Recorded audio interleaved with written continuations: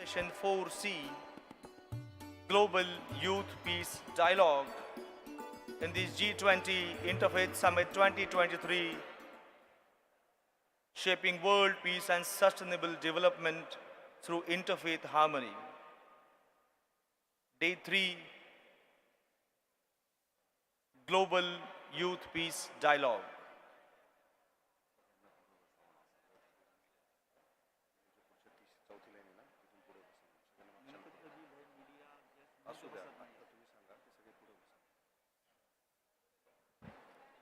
All the volunteers kindly request students to be seated from the fourth row from here. Though it has been reserved for guests and media, kindly come forward and get seated into the first portion of the dome.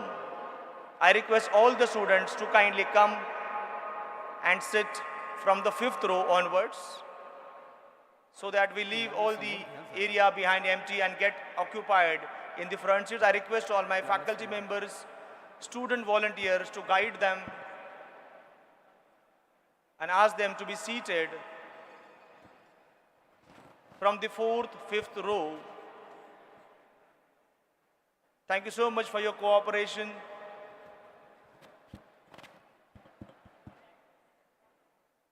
This is the session dedicated to the youth of today, and young 20 members would be sharing their mind, their thoughts with us.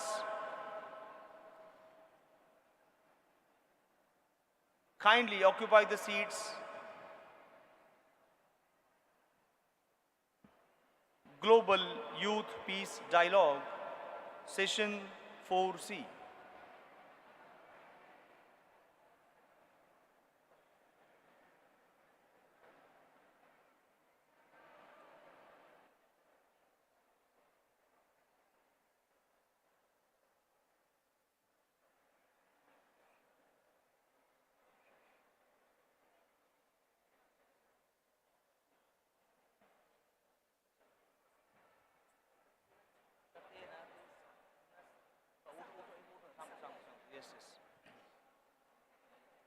I once again request all the students to occupy the seats right after the sofas in the front. So technically row 5 onwards. Please be seated there. Thank you so much. Hello.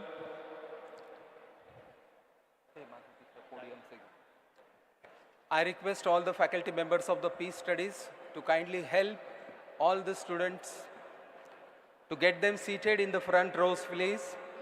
All the faculty members of the Peace Studies, kindly help all the students to come up, please. Thank you. Dr. Milind Pandey, sir.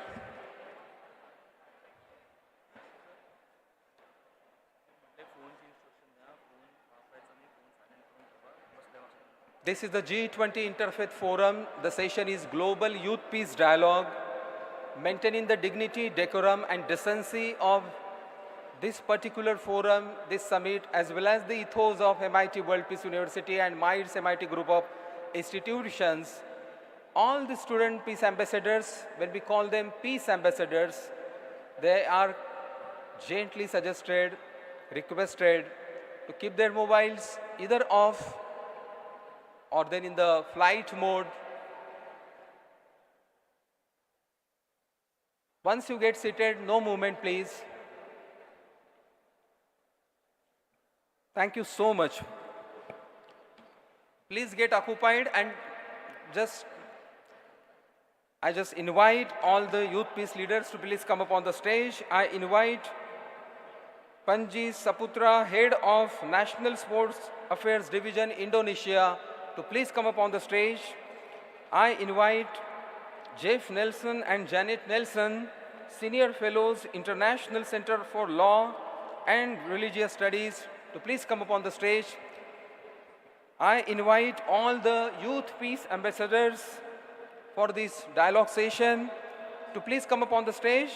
I take their names and you please help me invite them.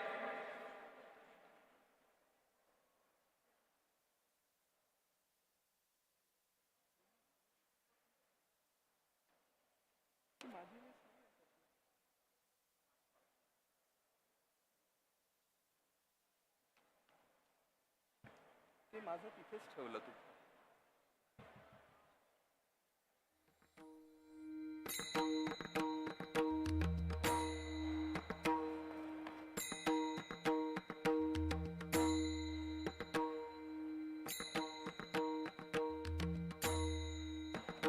हे घ्या. तुम्हाला पोडियमवरचं माझं आणायचं.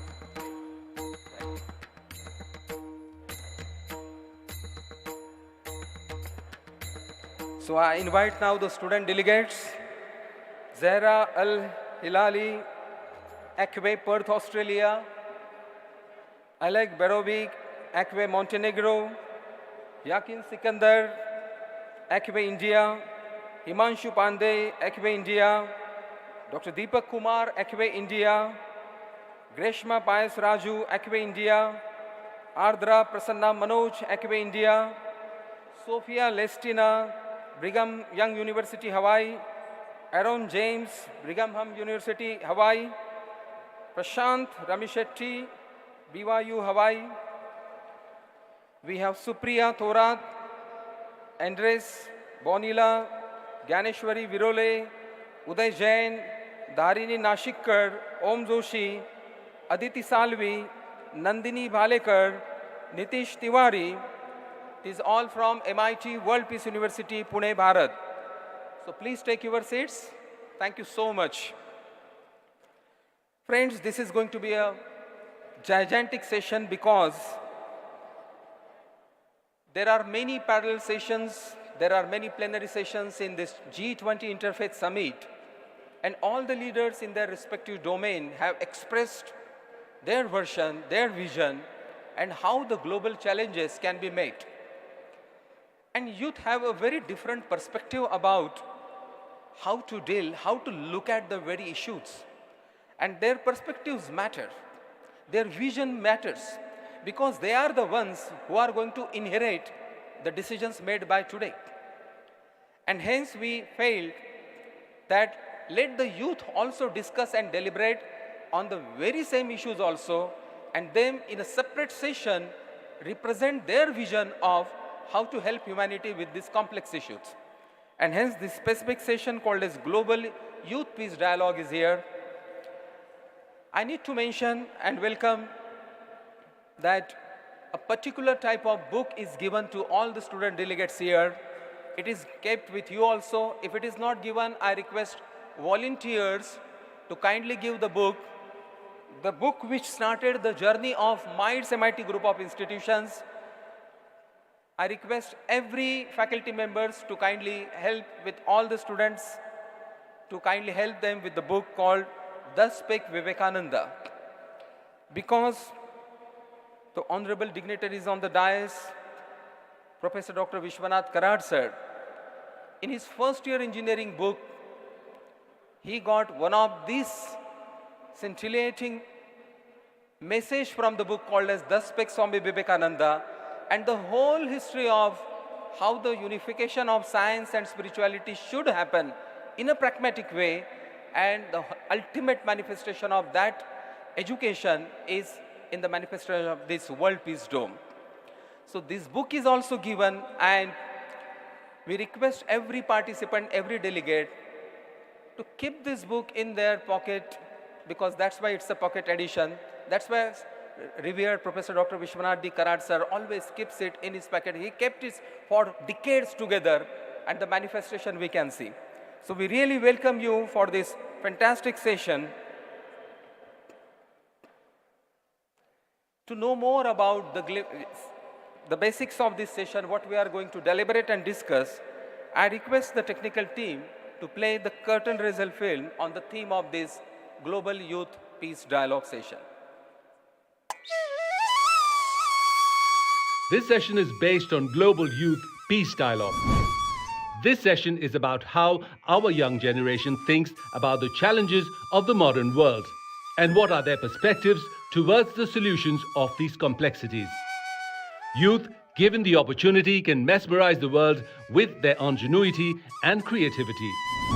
India, which has the privilege of being the birthplace of a great noble son, Swami Vivekananda, a youth icon the world over, has a great role to play in the invigoration of national character and also to show the pathway of harmony and peace to mankind. In this session, the youth representing diverse countries, castes, creeds, religions, and organizations will engage in dialogue on the critical areas such as addiction, trafficking, climate change, and practical spirituality.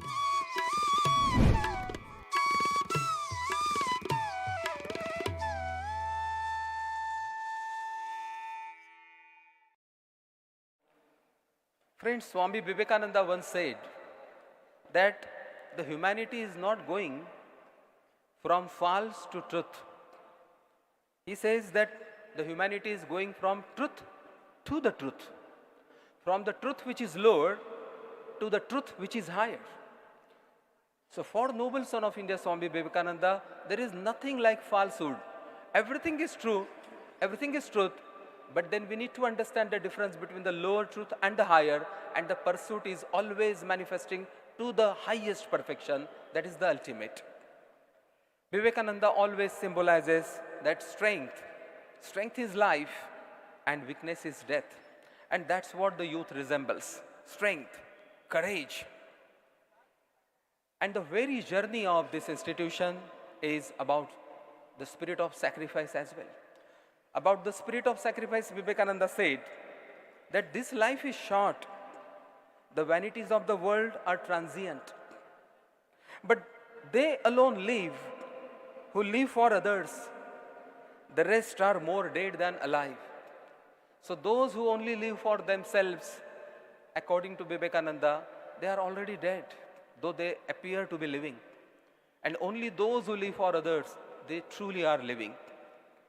And so the life of Dr. Vishwanath Karad sir truly resembles the saga of the selfless sacrifice in the pursuit of world peace. So before we move ahead for the panel discussion, we are going to take only a few felicitations, and then the student panel discussion will occur, and after that enthralling discussion, we will also go for their felicitation. So begin with, I request as per the tradition of a mighty group of institutions to kindly felicitate our guest, Mr. Panji Sapurta. He is the head of the National Sport Division Affairs of the Indonesia.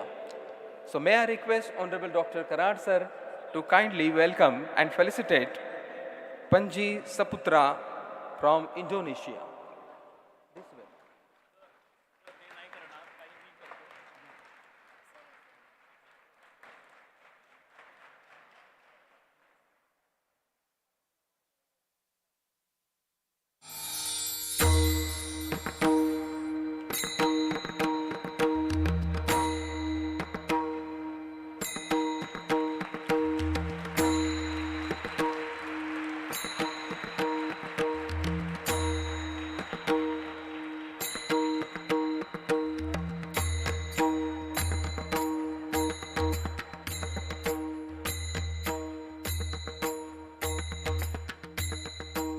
I request Dr. Milind Pandey, Honorable Pro Vice Chancellor, to kindly felicitate Mr. Jeff Nelson, Senior Fellow, International Center for Law and Religion Studies.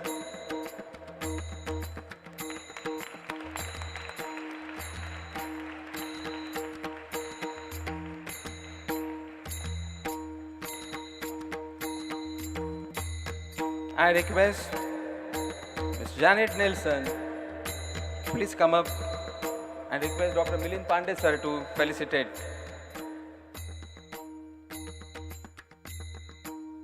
Please give a round of applause.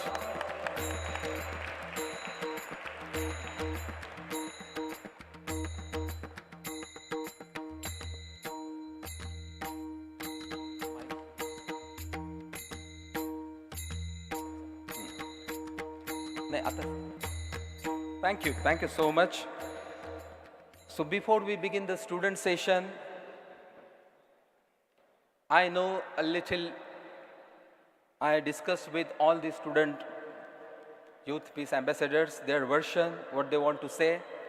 And my dear friends, let me tell you, they have a tremendous piece of ideas, even I say wisdom to share with all of us. But just before we enter into that part of the dialogue, I would like to request Mr. Panji Saputra, Head of the National Sport Division Affairs, to kindly guide us in a couple of minutes. Please, sir.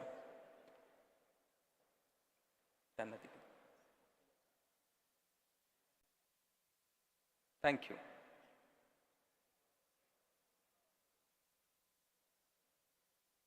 Ji Bismillahirrahmanirrahim. Assalamualaikum warahmatullahi wabarakatuh. Good afternoon, ladies and gentlemen. Let me introduce myself. I am Panji Saputra. I am the representative of youth from Indonesia. For today, I would like to share my experience in Indonesia and also my experience in around the world related about youth. Well, the G20 countries comprise of the more than 60% of the world populations. The diverse populations and cultural background, this has more than 17,000 islands and more than 300 ethnicities and more than 700 languages. G20 of youth in the G20 countries believe that different access to the education, limited employment opportunities, and growing racial and cultural discrimination are the top three major causes of inequality in the world today. So it means we need to get together to make a peace from the youth in around the world. The diversity and inclusions not only aims to embody the spirit of inclusivity, but also to raise the important cultural and equity discussions that we have seen emerging in the last 3 years. After the COVID happens, we lost our connections, we lost our friends, we lost our family. And this time, to all youth in the world, to raise their dream, to open their eyes, to open their heart, to start, restructure together. And we should to collaborate together to make the peace happen in ourselves, in our family, and in this world. And as young man who's standing in the front here of you, I stand not only as me who working at the President Office in Indonesia, but I stand in the same of you as the youth who have many challenges, who have still struggle to fulfill our happiness, our peace, to our future. So I want to convey a philosophy about the life from the land of the gods, Bali, in Indonesia, who majority of Hindu.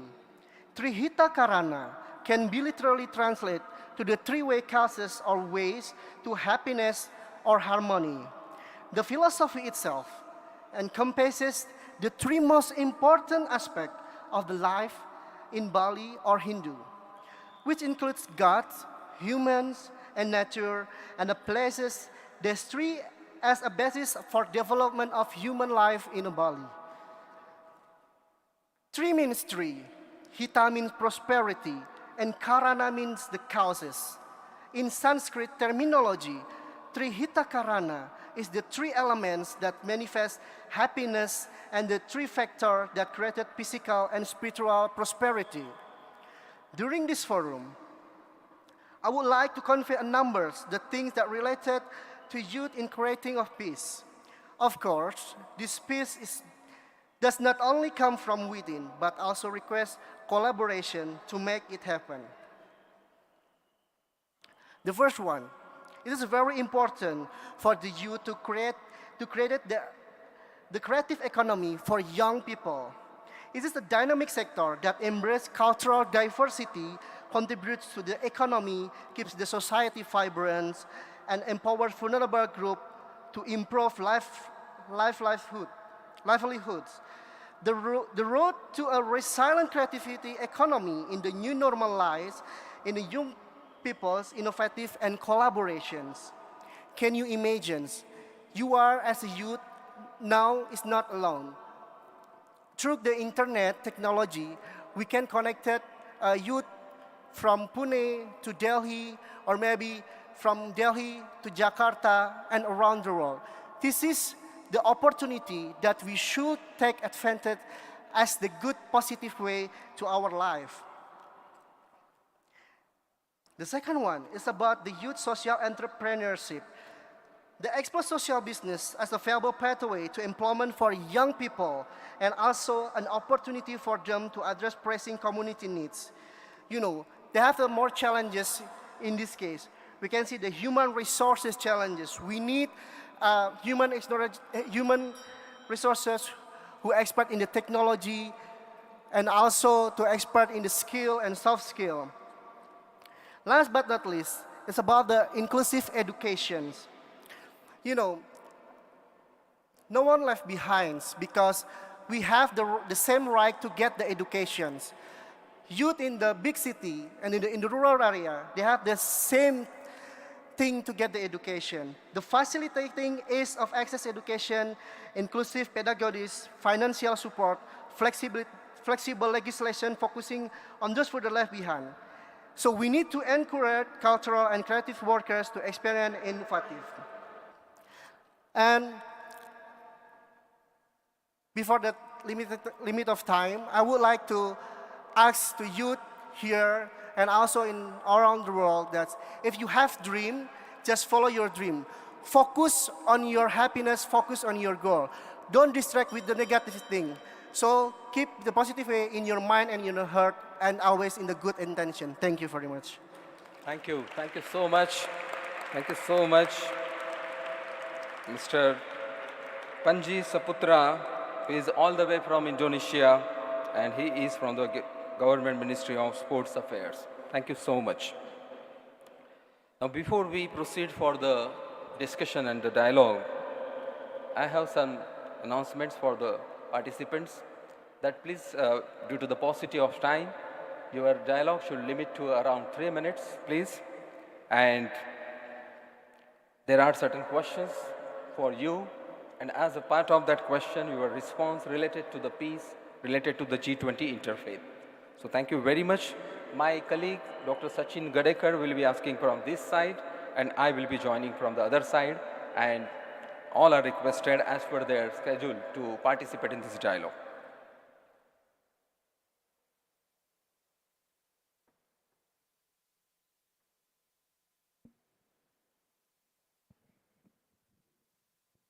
So thank you very much. And with the permission of revered Professor Karad sir, I begin this enthralling youth panel discussion on the Global Youth Peace Dialogue. So my first question goes to the participant from Perth, Australia, Zahra Al-Hilali. So may I request where Zahra Al-Hilali is? Okay, welcome ma'am. Welcome from all the way from Perth, Australia. Zahra, you worked on grassroots, national and international levels of advocacy, and you have witnessed systematic barriers at every level. For young people's meaningful inclusion, how do young people and all stakeholders decolonize and disrupt these barriers to ensure young people do not work in their silos? Assalamu alaikum, everyone. May peace be upon you. My name is Zahra Al-Hilali, and I'm the CEO of Oak Tree Australia. In a world where you can be anything, be kind. This is a quote that many people across many interfaith spaces have been told a multitude of different times. My intervention today specifically focuses on how we explore meaningful engagement. And as an Akwe representative today, I specifically would like to focus on the Interfaith Development Goals. Now, I'm sure many of us are aware of the UN Sustainable Development Goals, 17 goals which highlight how we can create a sustainable world.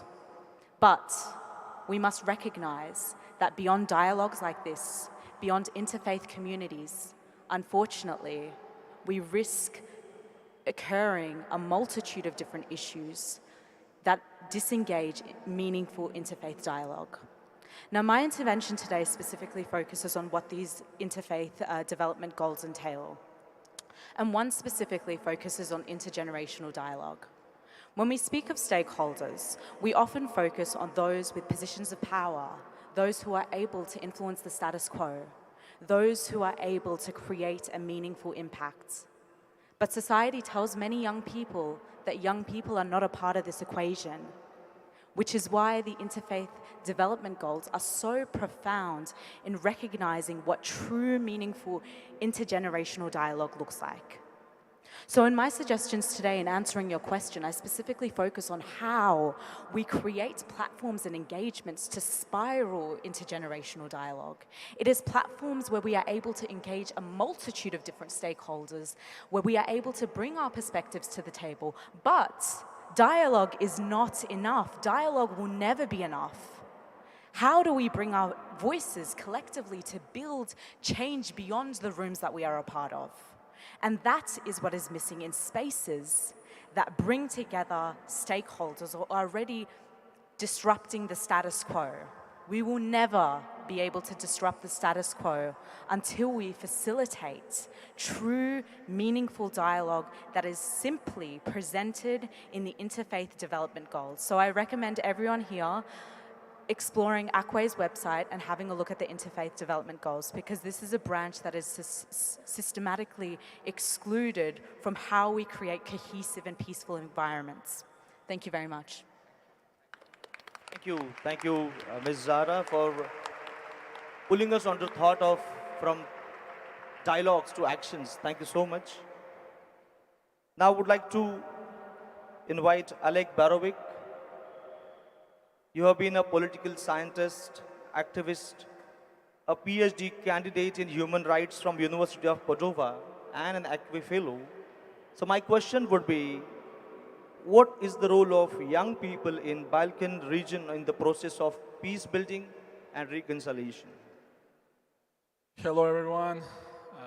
Thank you for a great opportunity to be here and to see the world-famous Indian hospitality.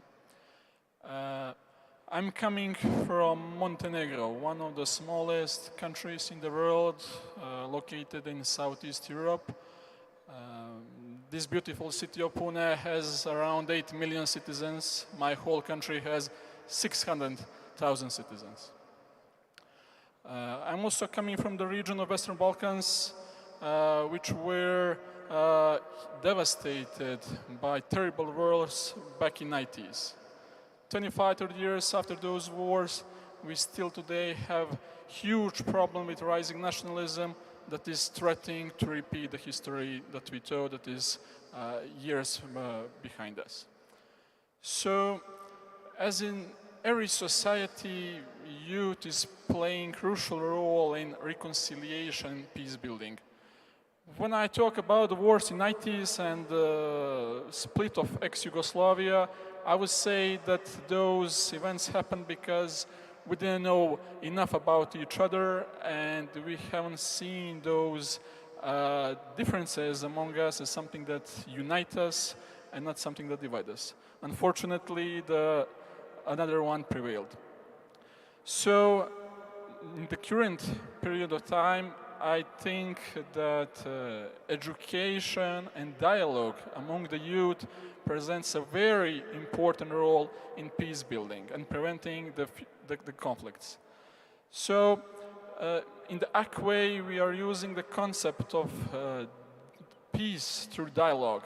I think that the same concept may be used in the Balkans, and there are a huge amount of organizations that are trying to create and unite the young people in the Balkan countries, especially to meet other cultures, other religions, other traditions, so we can get rid of that fear of each other that we have. We do not have the possibility to stop with that process, because if we stop the side that is trimming and that wants hate and destruction, that side never stops and never rests. Unfortunately, some governments in the Balkans are, in the last few years, trying to rise nationalism. one of the main goals to those powers is to rise nationalism among the young people. And the reason for that is because how we shape the young people now, that's how they are going to behave in 10, 20, 30 years. And those powers want to continue to rule using nationalism, and they of course want to have the voters in the next decades.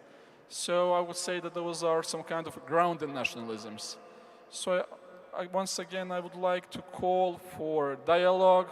I would like to call for understanding, and let's see those differences between us as something that is diverse and beautiful, and something that unites us, and not something that is a possible source of hate among us or future conflicts. Thank you. Thank you. Thank you, Andres. Thank you.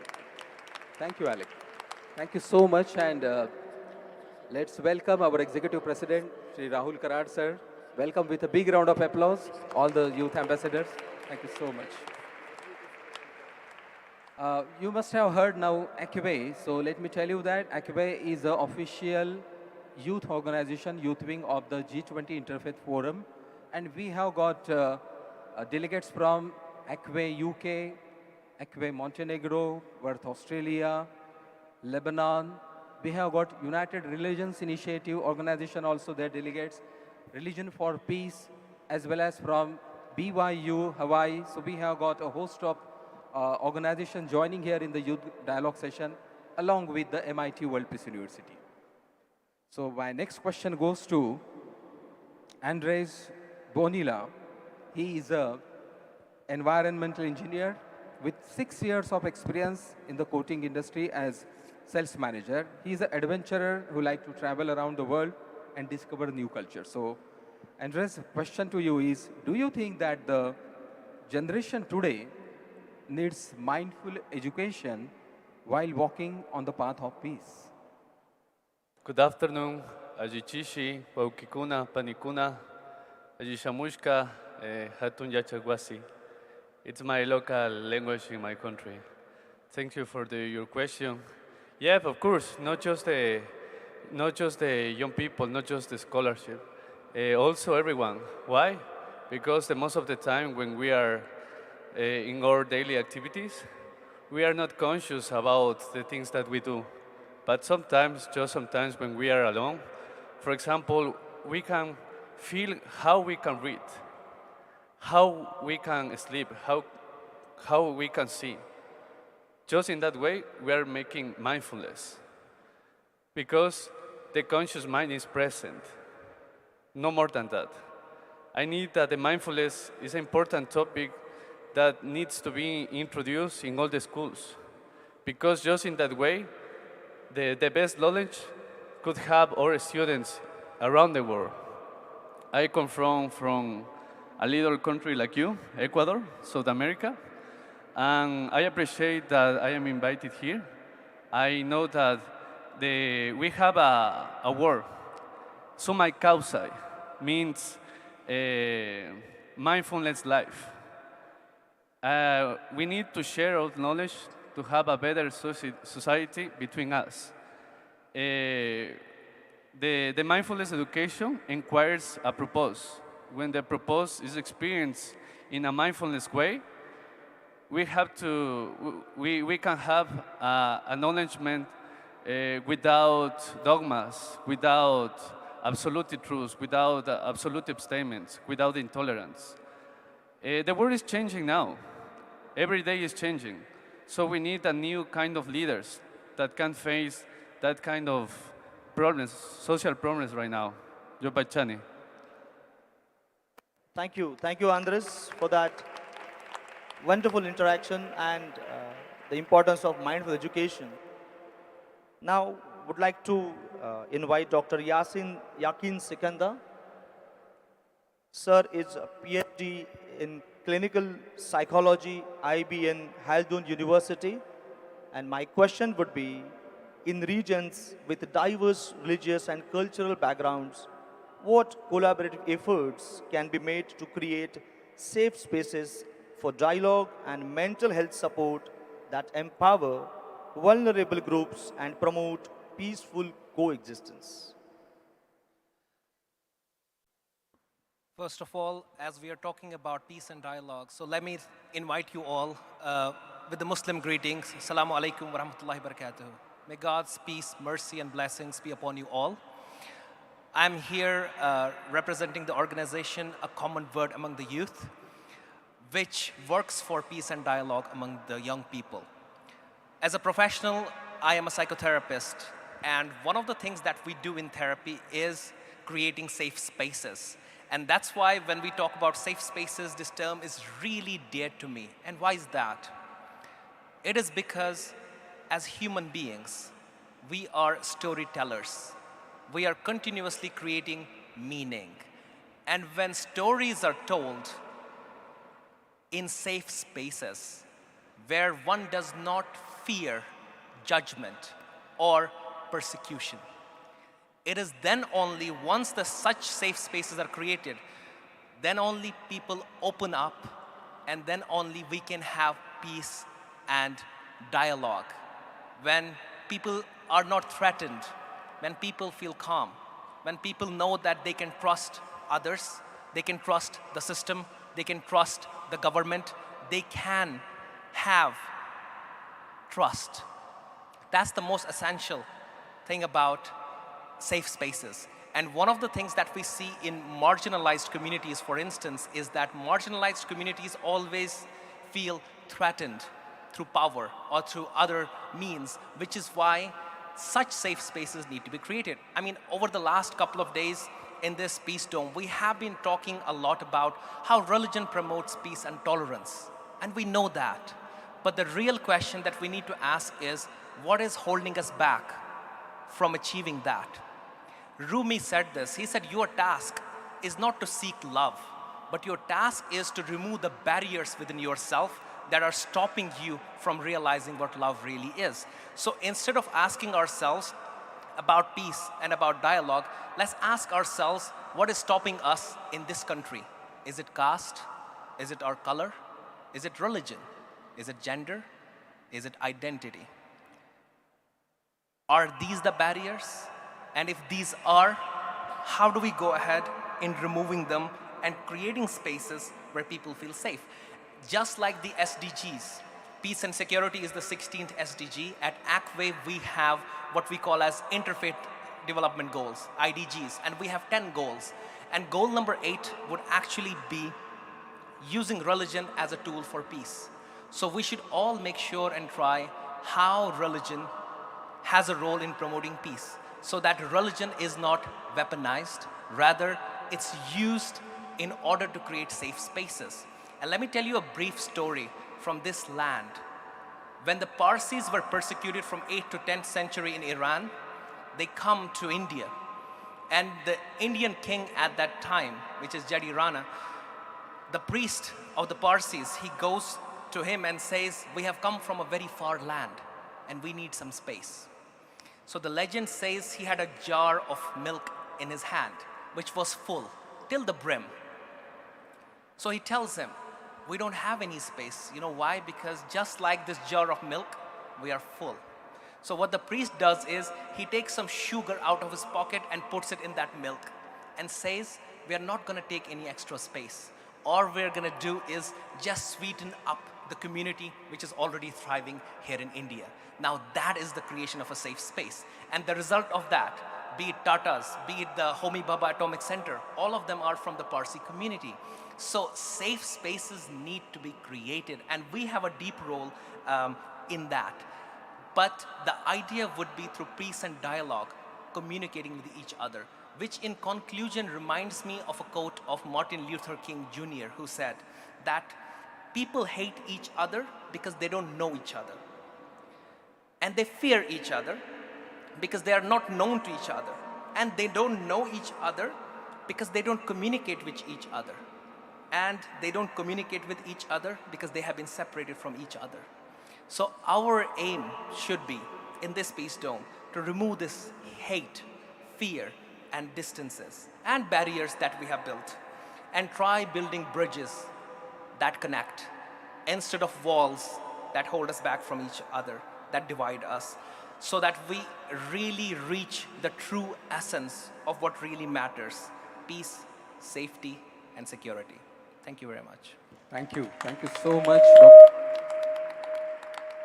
I think he deserves a bigger round of applause for, wonderful said that build bridges, not walls. Thank you so much. Next, I want to ask to Mr. Himanshu Pandey. ACWE, the abbreviated form is ACWE. The long form, the correct name is a common word among youth. And so he's from ACWE, India. So Himanshu, the question is, he is a co-founded of Dignity in Difference, a youth-led, youth-focused collective resisting online hate speech in South Asia through research, training, and advocacy. So, Himanshu, what does the artificial intelligence boom of generative algorithms mean for peace building? Thank you. I was talking to my friends there yesterday. The technology is an amplifier of human intent. It's not a substitute. I'm a digital anthropologist, which is a fancy way of saying that I scroll social media for work. Oh, you should be jealous.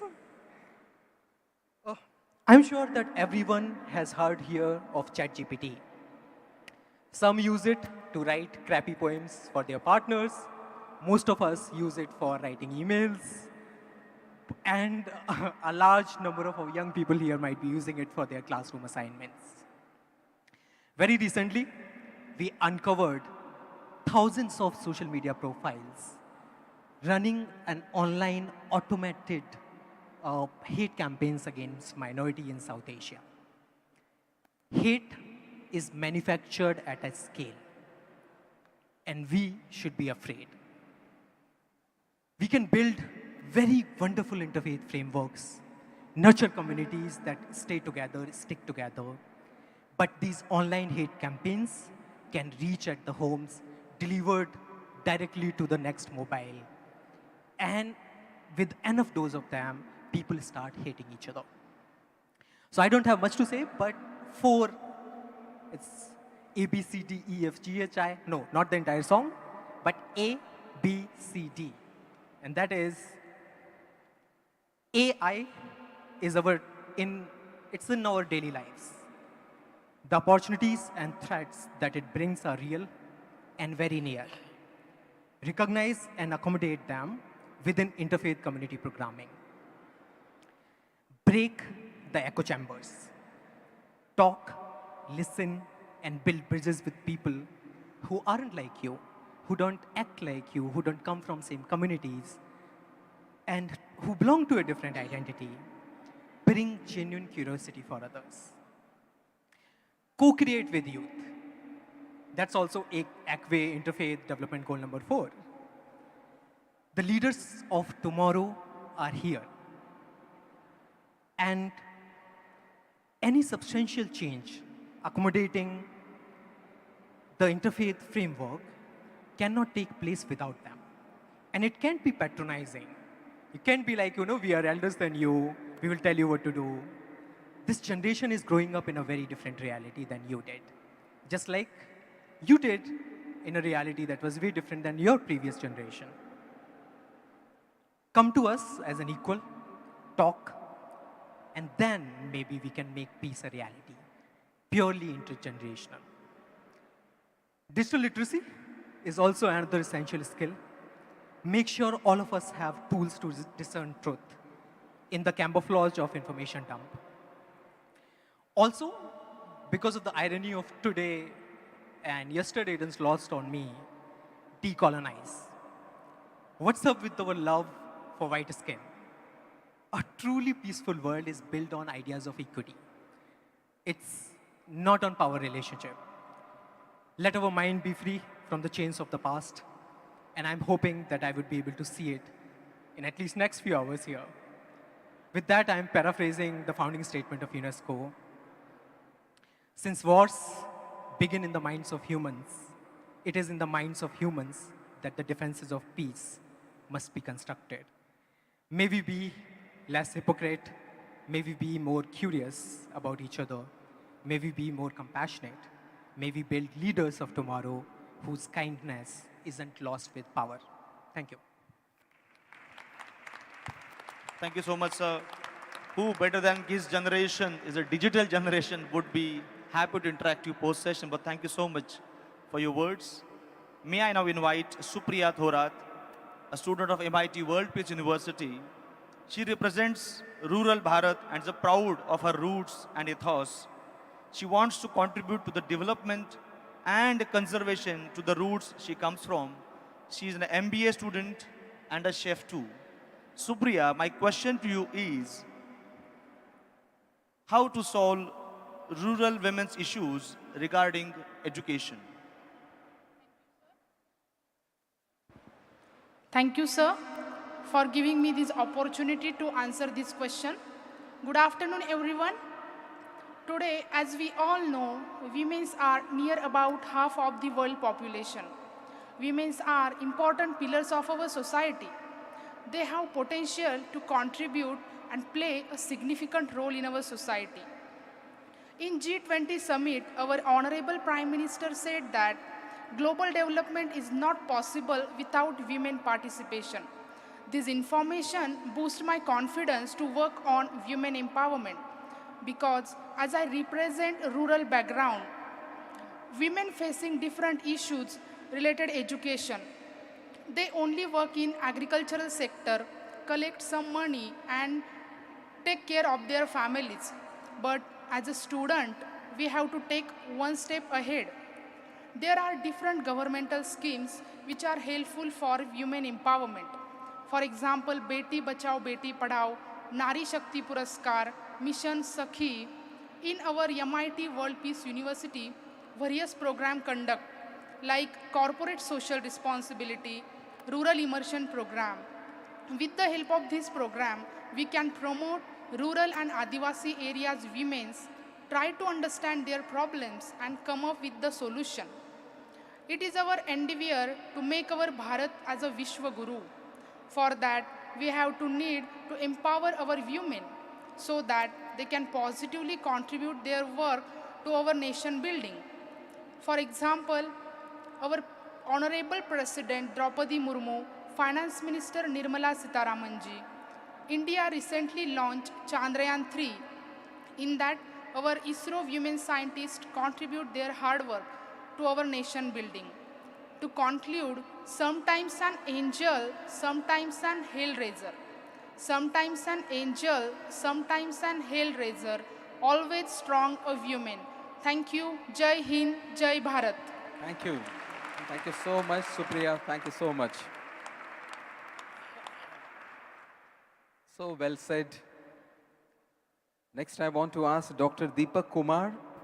Deepak Kumar is working with Global Interfaith Organization, United Religions Initiative, East Bharat, with a network of 1,050 plus organizations and in 115 plus countries for peace, justice, and healing.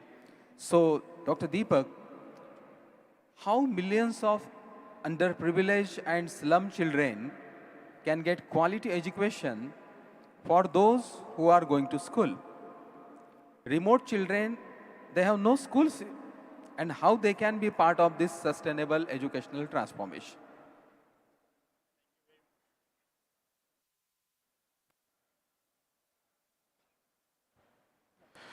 Thank you. Thank you very much. So greetings of peace, everyone, especially all the youth. It's a wonderful time to introduce myself, as already said. So on behalf of EQUE, I think there are 10 interfaith sustainable, you can say interfaith goals, which is talking about the solutions. So today, as Sir has asked about how we can come to the solutions for hundreds, and as today also 160 millions of children still, they are not getting the quality education. They are still living in the slums. They are still living on the street. They are still living on that forest. So how they can come up? So I would say we have to take our 24 minutes of our day, 24 hours, we can change the world. We have, means I would say in 2013, I have started a small school that is called Open Sky Schooling. And coming to the Open Sky Schooling started with the only 3 children. And when I was in Delhi University, I would say after 4 p.m., we used to start that school. So all the children who were not knowing what is the meaning of education, their parents are not knowing what is the future of education, so we started. So all the youth, we can do a lot of things from a very small change, that is start from a very easy. So easy word is very, very important. When you are going to start, a lot of things will happen. From Open Sky School, I would like to say, sir, we have came to the Slums Interfaith School. It was 40, then it became 100. Now it has around 2,000 children. We have took this initiative and they are getting the education. And I'm very grateful during this G20 summit, our Honorable Prime Minister, sir, and now today I can see a great example and I can see the vision can be possible. Honorable UNESCO Chair Holder Professor Dr. Vishwanath Dikarat, sir, I'm inspired and I'm getting motivation for next 20 to 30 years that if sir can bring us this kind of world peace dome, I think of course there will be after slum school, Open Sky Schooling, then slum school. Now we are planning for the world's first slums interfaith university, where all the students can get great quality of education, and of course, like 100 million children, which is still lacking behind, and still another data, we have 60 million people who is still lacking of all this education. So let us start this from easy, and of course we can do it if I would say if URI can do it, United Nations Initiative can do it, ECWE can do it. ECWE has 10 interfaith development goals. And if you'll go through that, everything is possible. Vision is possible. G20 summit, which Interfaith Summit is coming with that solutions. So I would say the solution is there. Only we have to take initiative. Only we have to bring only 24 minutes of our 24 hours. We can bring a huge change. So now, I would say, thank you very much, and let us come together, let us join together, and the youth all across the world has the potential. India is having the youngest population in the world, and we, uniting together, uniting the interfaith world, can bring a huge solutions. And yes, education is the face of the world, and through this education, we can bring a huge change, as we have started from Open Sky Schooling, then Slum School, now Slums Interfaith University. So these all are possible through this initiative. Thank you very much. May the world is full of peace, justice, and healing. Jai Hind and Jai Bharat. Thank you. Thank you so much, sir.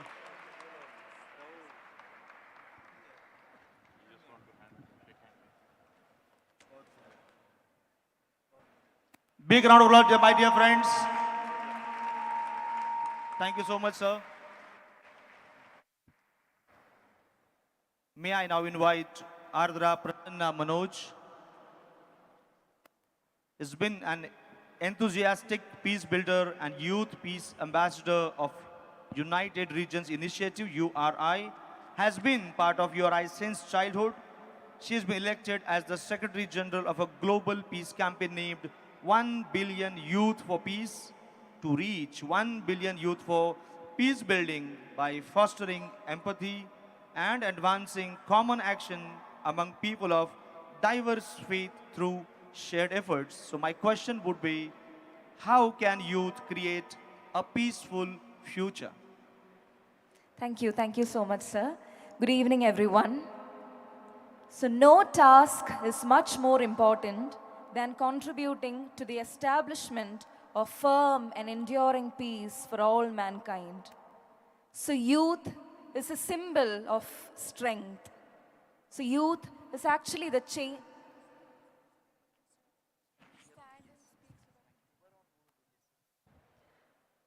Good evening, everyone. So as it is rightly said, no task is much more important than contributing to the establishment of firm and enduring peace across mankind, so for mankind. So youth is actually the powerhouse of strength. They play a pivotal role in any nation. So as youth, we can play a major role. We can actually be the change makers. So youth play a very important role as change makers. So we can actually create a culture of peace, or we can create a culture of violence. So as powerhouses, as the greatest resources of any country, any nation, so we can become the peace builders, the peace ambassadors. So today, I'm standing before you on behalf of United Religions Initiative and also 1 billion Youth for Peace. I'll take a moment to talk about 1 billion Youth for Peace. The movement 1 billion Youth for Peace, it is a collaborative interfaith campaign. After working in collaboration with United Religions Initiative, URI, and many groups for many years, it is a Cosmic Community Center, CC. It became aware that it is the need of the day to foster or to integrate youngsters, the youth, in peace building. So following this realization came the fruition of 1 billion Youth for Peace. So this initiative was launched officially in the United Religions Initiative Youth Assembly, Annual Youth Assembly, on August 24, 2019. There was 200 youngsters have participated there. So 1 billion Youth for Peace is actually a global youth campaign. So it tries to reach out 1 billion youth for peace by fostering empathy, understanding, and advancing common action among the people of diverse faiths through shared efforts. So I'm very glad and proud to tell that 1 billion Youth for Peace has now reached 100,000 youngsters, 1 lakh youngsters. So 1 billion Youth for Peace, the initiative has enrolled 100,000 youngsters so far. So our volunteers have been going to many institutions day by day. So they talk about the power of youth. They talk about the need of building a peaceful world. So we are joining hands with organizations, international organizations like United Religions Initiative, YMCA, Rotary, World Yoga Community, Global Law Thinkers, and so on. So as youth, I'd like to quote the former president, Dr. APJ Abdul Kalam's words, his message for the youngsters to have courage. So I'd like to quote Dr. APJ Abdul Kalam, to have courage. Courage to think different, courage to invent, courage to discover the impossible, courage to travel on an unexplored path, courage to share knowledge, courage to remove pain, courage to reach the unreached, courage to combat problems and succeed. So let's unite our hands for a world of peace so that our children, grandchildren, we leave a better future, a peaceful world for the generations. Thank you. Thank you. Thank you so much, Adra. Thank you so much. Vivekananda echoed the same feeling, like strength is life and weakness is death. Thank you so much. Om Joshi studies in MIT World Peace University, Pune, Bharat, and he is an activist who continuously reach out to masses and addresses the field of food security and children issues. So Om, the question for you is, what do you understand when you hear children's issues, and what is the main reason for the children's issues, and what are the main ways to recover from that? First of all, thank you, sir, to ask me this question. I am very glad to represent my views on this topic. As we gather on this global forum, I would like to address that child issue is not a local issue. It is a global crisis driving our society into the failure. There are many child issues in our society, but online multiplayer games, malnutrition, education are the most significant child issues that demands our attention. From the very basic, malnutrition. Malnutrition has been global crisis in our society since decades and is decaying the roots of our future. To avoid this, we should inculcate the priority to food and nutrition to vulnerable communities and promote global and government policies. As per a report, around 38% children have shown undergrowth nowadays, and 31% have shown stunt growth, and 5% shows wasting. On moving further, I would also like to show about education. As of 2023, education sector is rising day by day. But after the hit of COVID-19 pandemic, around 1.6 billion learners were affected by the closure of learning institutes. To avoid this, we should inculcate more learning institute and focus on quality of the education, not quantity. To reduce the lack of education, we should promote subjects like peace in the curriculum for betterment of the society. In the end, I would also like to shed light on online multiplayer games. Online multiplayer gaming sector is rising day by day on the heaps of depression, anxiety, and stress. According to a report, around 89% of the gamers are suffering from depression, stress, and anxiety. To avoid this, we should introduce yoga and meditation in our day-to-day life to avoid this anxiety, depression, and stress. So, thank you, sir. Thank you, Om. Thank you for your inputs. We know the generation can only understand the generation's issues and challenges. Thank you so much. May I invite Grishma Raju, a young peace builder having several years of experience in interfaith dialogues and environmental peace building. She is the founder of Eco Peace Teen Cafe, an online global network for young people organizing transformative educational programs. She represents ACWE, Religion for Peace. My question to you, ma'am, how can faith-based youth peace dialogues contribute to promote peace and harmony among diverse communities in today's world? Thank you, sir. And dear brothers and sisters, we are having a wonderful time here. And first of all, I would like to thank everyone for hosting this wonderful G20 meeting. And we know, like, youth peace dialogue, how it helps, and we are having a dialogue here also. So my first interfaith dialogue was happening in 2008 with my fellow friends, and we were discussing about different topics from climate change, social justice, and women empowerment. And we had a very truthful conversations during those peace dialogues, and many of the dialogues helps us to connect more and build trust among all the communities. So I started as a teenager doing interfaith dialogues, and then one of the URI conference, I started my journey of peace building with United Religions Initiative. So one of the URI conference, I met people from diverse background who are mostly the victims of civil wars in Sri Lanka and Nigeria. So they were using this opportunity to open up and sharing their stories. So when we listen to their stories, we are understanding like how hard to survive wars, and also it helps us to understand how privileged we are. So as a teenager who is 17, I decided I want to be in a peace building field. I wanted to serve for the people who are suffering. And the Sri Lankan lady who witnessed civil war and who lost her family members, she was asking me one question. Do you have water to drink? Do you have a place to live? So that question changed my life.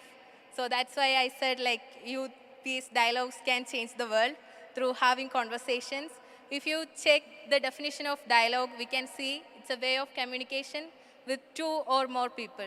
So I said, like, dialogue is a way of communication from the heart to heart. So let's use the peace dialogues to have communications from our open heart. And please use these opportunities to communicate with your fellow friends of what is the problem you are having. And through peace dialogues, we can open up and share, and we are creating a safe and inclusive space for all youth, and also encourage them to share their voice. It's so hard sometimes to share the voice. Sometimes we are afraid of many things. But I'm also the founder of Eco Peace Teen Cafe. And why we use the term cafe is like it's a place of coffee conversations. So we are hosting online cafes, so people can come and have the conversation on different topics. You can open up and share your thoughts there, and we are there to listen, and we are ensuring that you are in a very inclusive and safe space. You can share the stories there, and you can use these dialogues to become like more better people. Like that helps you to be like more happy and peaceful. And also I would like to thank all the hosts. And also I want to mention that when I came here, like it's a little bit hard to convince others that I am also a speaker. So dear young friends who are the students coordinator here, so many times I want to convince you that I am also a speaker, I am also a guest. So please, dear friends, don't be surprised if you are seeing a young person who is speaker at the Global Summit. Yes, this space is also for us. All the youth have a voice. Please share your voice, raise your voice for peace. Let's build a peace of sustainability. Let's build a world of just. Let's build a place for inclusive and more strong world. Thank you. Thank you. Thank you so much. A huge round of applause for Greshma Raju. Fantastic. Well said, Greshma. It is said that it is not the size of the person in the fight that matters. It is the size of the fight in the person that matters always. And so, that's always is there. Thank you so much, Reshma. Karad sir always says, in Hindi he says, or Marathi, ye hruday che te hruday. So when the brain speaks and the brain listens, it is dialogue. But when the heart speaks and the heart listens, it is called as not dialogue or communication, it is called as communion. And so I think it should be more of a communion than a dialogue, then only probably all the ills of the society will, come to an end. Thank you so much. My next question goes to Dharini Nashikkar. She is a visual arts student from MIT World Peace University. And Dharini, the question is, what measures could be taken to inculcate peace in the youth? Namaste. Today I stand here in the Global Peace Dialogue for the youth, and I start with the best definition for youth. Yuvatsyat sadhu yuva adhakah, ashishtaha, dhrudishtaha, balishtaha. Youth in Bharat is not defined by age, but by these guna which I mentioned earlier. Bharat is a country of youth because each and every citizen of Bharat has inculcated these guna in themselves. Inculcating these guna is directly related to peace building. When you inculcate these guna in yourselves, you build peace into yourself. So this has been focused upon by our ancient scriptures and epics. It is, we follow the notion where there is peace within, there is peace outside. Bharat, a word formed by the combination of two words, bha meaning prosperity and rata meaning engrossed. We are a nation engrossed of prosperity. So what should others learn from us? Inculcating peace is extremely important, and we can do that. We can inculcate peace in every corner of the world if peace is introduced in the academic curriculum of youth. MIT World Peace University is the first university which has inculcated peace in the academic curriculum. And here, we are over here in the largest World Peace Dome, which stands as a monument to spread peace, the culture of peace, in every possible way. Our Bharatiya Sanskriti has given everlasting insights on morals, ethics, and peaceful cooperation to instill the values of harmony, acceptance, and tolerance into the youth. The current youth is under the influence of extremism, And this is actually very disastrous. If this influence is prolonged, it can become hazardous for the human race. That's why peace building is extremely important in the youth. Peace building in youth is not only a noble endeavor, but would also result in global prosperity. Thank you so much. Jai Hind. Thank you, Dharini. Thank you so much. May I now invite Sophia Lestina, a fellow for the Religious Freedom and Human Dignity Initiative at BYU, Hawaii. She's currently studying intercultural peace building with minors in political science, international development, and health and human science. My question would be, what is the role of Pacific indigenous faith practices in conflict mediation? Thank you. So let's first break apart this question a little bit and talk about conflict mediation. Many of us act as informal mediators without any formal training or professionalism to go back to our conflict spaces where we are expected to build peace. And sometimes with the best of intentions, we do more harm than good because we make assumptions about people, or we say things that we don't think will be offensive, but it is, and we make mistakes and it happens. So my goal today is to teach you a practical skill of all the things that we've talked about here today, to go back to your conflict spaces and act as a better mediator. So the most common form of mediation today is narrative mediation. And narrative mediation is based on the theory that how we talk about ourselves and our conflicts greatly shapes the way we perceive and react to our conflicts. So it's all about storytelling. Narrative mediation is when you, in your space, whatever that looks like, help the two disputing parties or whoever's arguing to reframe the stories they're telling, to look at it in a different context. And one of the best ways to do that is to find a common thread, a common piece of humanity. Narrative mediation is a very Western style, and we're not in the West. And so I want each of you to think about those common threads of humanity that connect you with the people around you. And so I'm going to use Pacific indigenous faith practices as an example of how you can do that. So in the Pacific, there is a saying, Tel le va. And va is, it means space, but it doesn't mean empty space. It means space where relationships and energy thrive. So what va means is that I am in this space and you are in this space, therefore we belong together. Now if we incorporate tel le va, this stems from an indigenous faith practice of using the stars and the ocean and the land to understand their gods and their purpose of life. So if we use tel le va, navigation through life, we can connect that to navigation through conflict, and that encourages conflict transformation.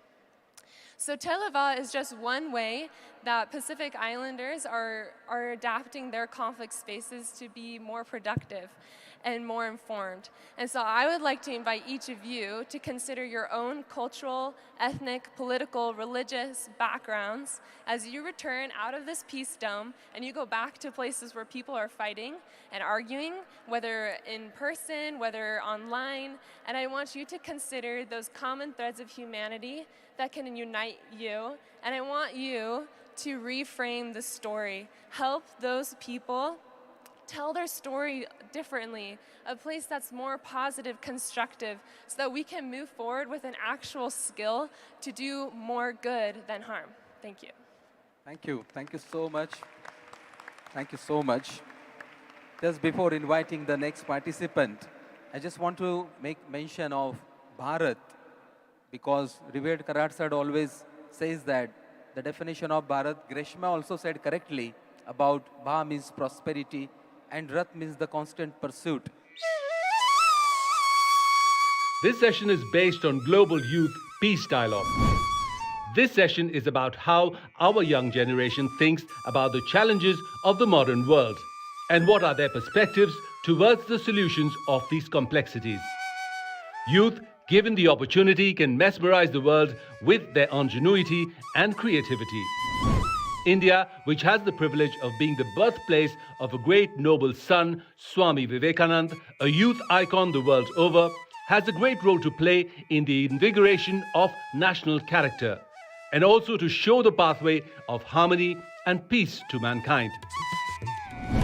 In this session, the youth representing diverse countries, castes, creeds, religions, and organizations will engage in dialogue on the critical areas such as addiction, trafficking, climate change, and practical spirituality.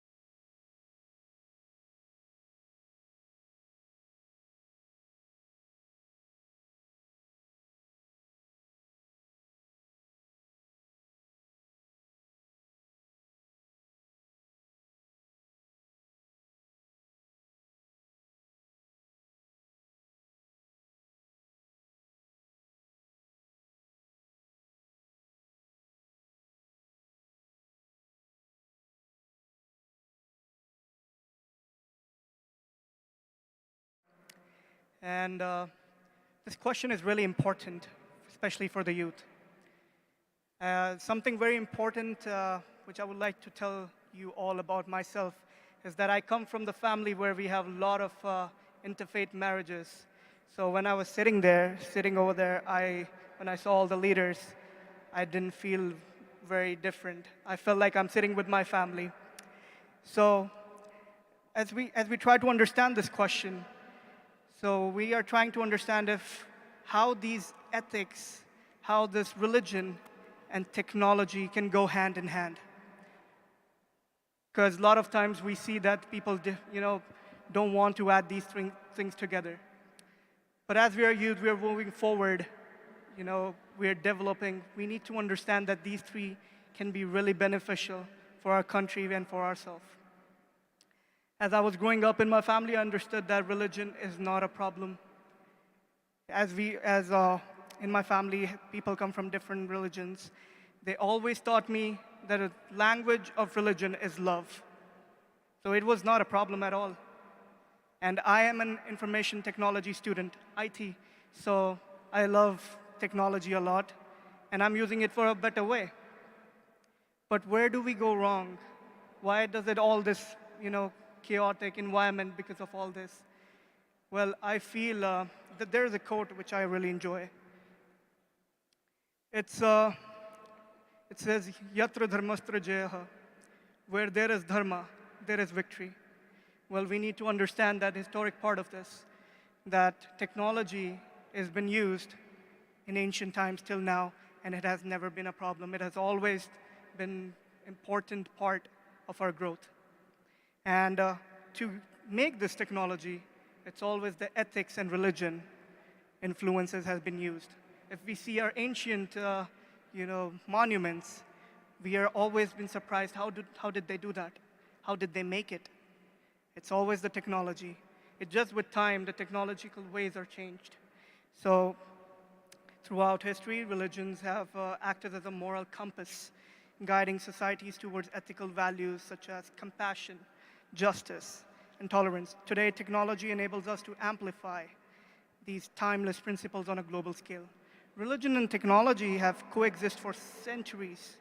Religious texts have often been a source of inspiration for technological advancement, like astronomy, architecture. What does this technology can help us to make this, a world full of peace and harmony? Once I was just roaming around my campus in Hawaii, and I asked, because Hawaii is a pretty peaceful place. So I asked one of the Hawaiians, and what makes this place so peaceful? They said it's the culture. As we see, the culture is going away slowly and slowly from a lot of places. In preserving that, technology can help. So another quote says, Sarva bhaya pranabhya cha sarvam pranihi. All beings are connected and all beings are life. This kind of highlights the interconnectedness of all life and importance. Technology can help and preserve and share religious and cultural heritage. Digital archives and virtual museums safeguard traditions for future generations. So the one problem we see with technology is ethical challenges. Technological, people are trying to fix these things in this era. A crisis of ethics is what I can say. Because considering the ethical, surrounding with AI and automation, like job displacements and bias, people are worried, and we should be. Religious ethics can offer really, good insight on addressing these issues, because we are the master of technology, and the problem comes is when we become a slave of it. We all need to be a master of technology. In this digital age, we face crisis of, when I say ethics, it's because of, with issues like misinformation, cyberbullying, what else? Social media addiction. Parents are pretty concerned about that these days. Mine was too. But I used it in a good way, I guess, because I'm studying IT. So religious teachings can always guide us and promote this online civility and empathy, because after all this, in today's world, it connects the world together. Technology bridges and gaps between diverse religious and cultural communities. It enables interfaith and dialogue, fostering understanding and cooperation. In conclusion, I would just like to tell that intersection of religion and ethics and technology is a complex, evolving landscape. By recognizing in the connection, we can harness the potential of technology while adhering the ethical principles rooted in our diverse religions, traditions. So let us strive for a future where innovation, compassion go hand in hand, shape a world that respects the dignity of all the intersection of religion, ethics, and technology. Let us leave this conference not just with words, but with all collective determination to act, knowing that the future of our world, one of peace and harmony, rests in our hands. Thank you so much. Thank you so much, Aaron. Thank you so much, Aaron. I think it's a great sign that the world compassion is coming more often and from the youth. Probably it is a great lesson to all those crusaders also, that even at the age of youth, they are thinking of compassion. So thank you so much, Aaron, from coming all the way from Hawaii. Thank you. Next is Ganeshwari. Ganeshwari is a student of BA Political Science, MIT World Peace University, Pune, Bharat.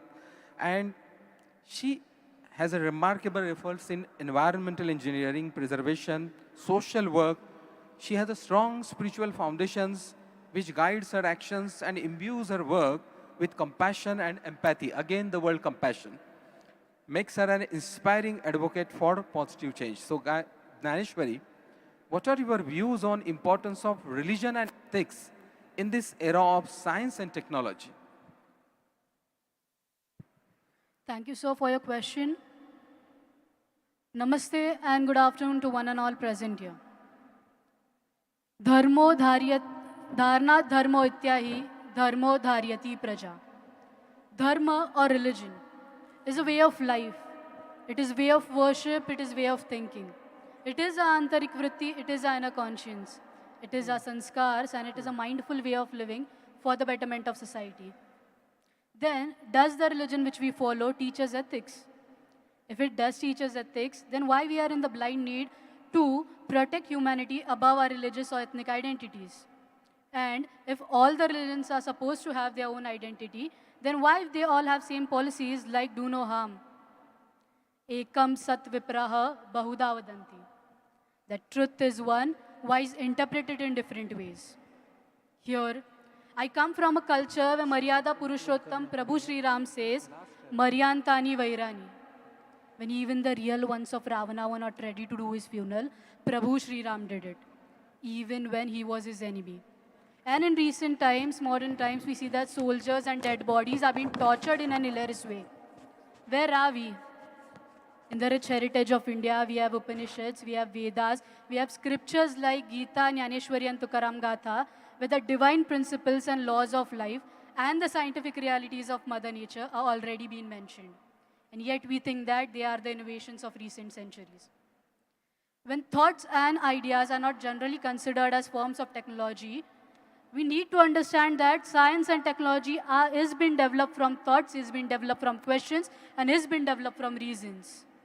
And when we try to decode our religious scriptures, be it of any religion, and our mythological past, we discover that it stretches our imagination and our thinking process to a certain level where technology can be created. Just look around. Look around this beautiful Vastu, this beautiful dome. Don't you feel that this dome itself is an epitome of science and spirituality together? Where the beautiful idols of saints and sages inside and scientists outside represent that our antarik vritti, our inner conscience, should be based on religious values and ethical values, but our outlook should be scientific.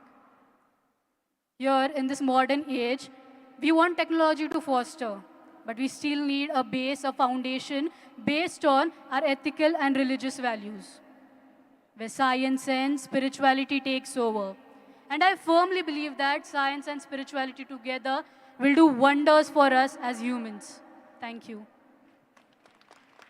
Thank you so much, Ganeshwari. A huge round of applause I need. Thank you. Thank you so much. And the last of the student delegate today is Prashant.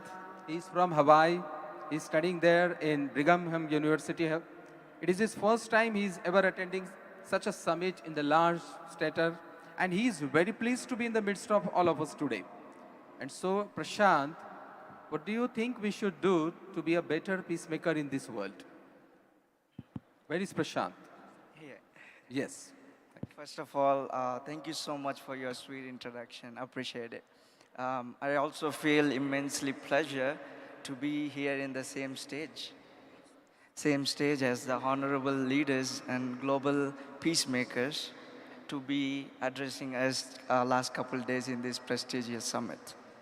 Before sharing my thoughts on this question, I would like to pose the same question to you all individually to think within your hearts of how you could, what you could do to be a better peacemakers in the world.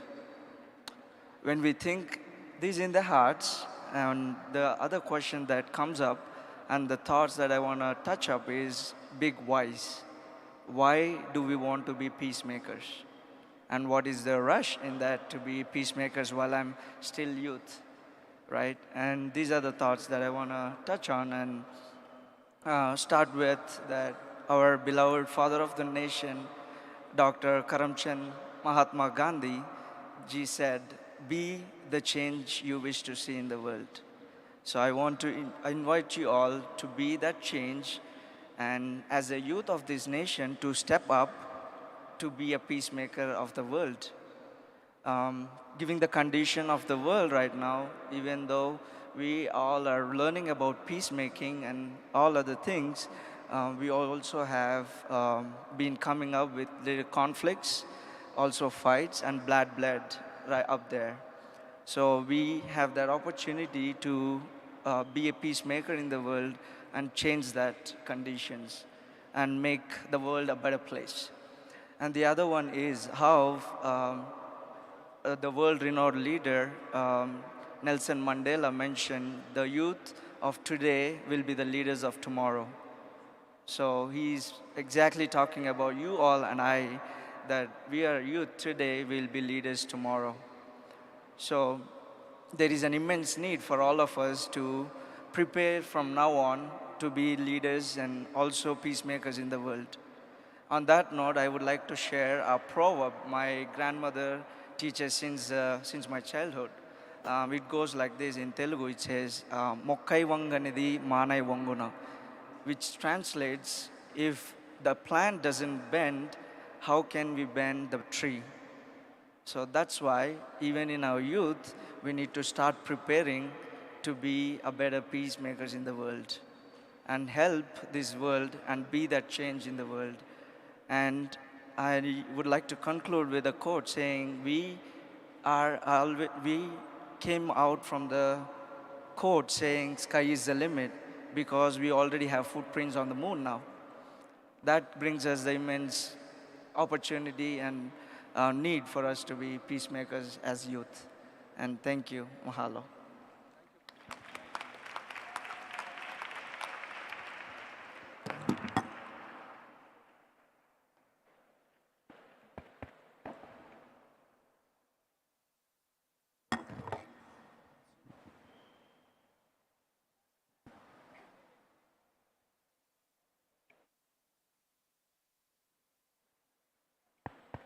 Yes, thank you so much. Now we are very pleased to have our young, dynamic Executive President of MIT World Peace University and Managing Trustee and of MITES MIT Group of Institutions, and also the Chief Initiator of huge and humongous platforms like NLC, BCS, NTC. So may I request Honorable Shri Rahul V. Karad sir to kindly address all these youth guidance.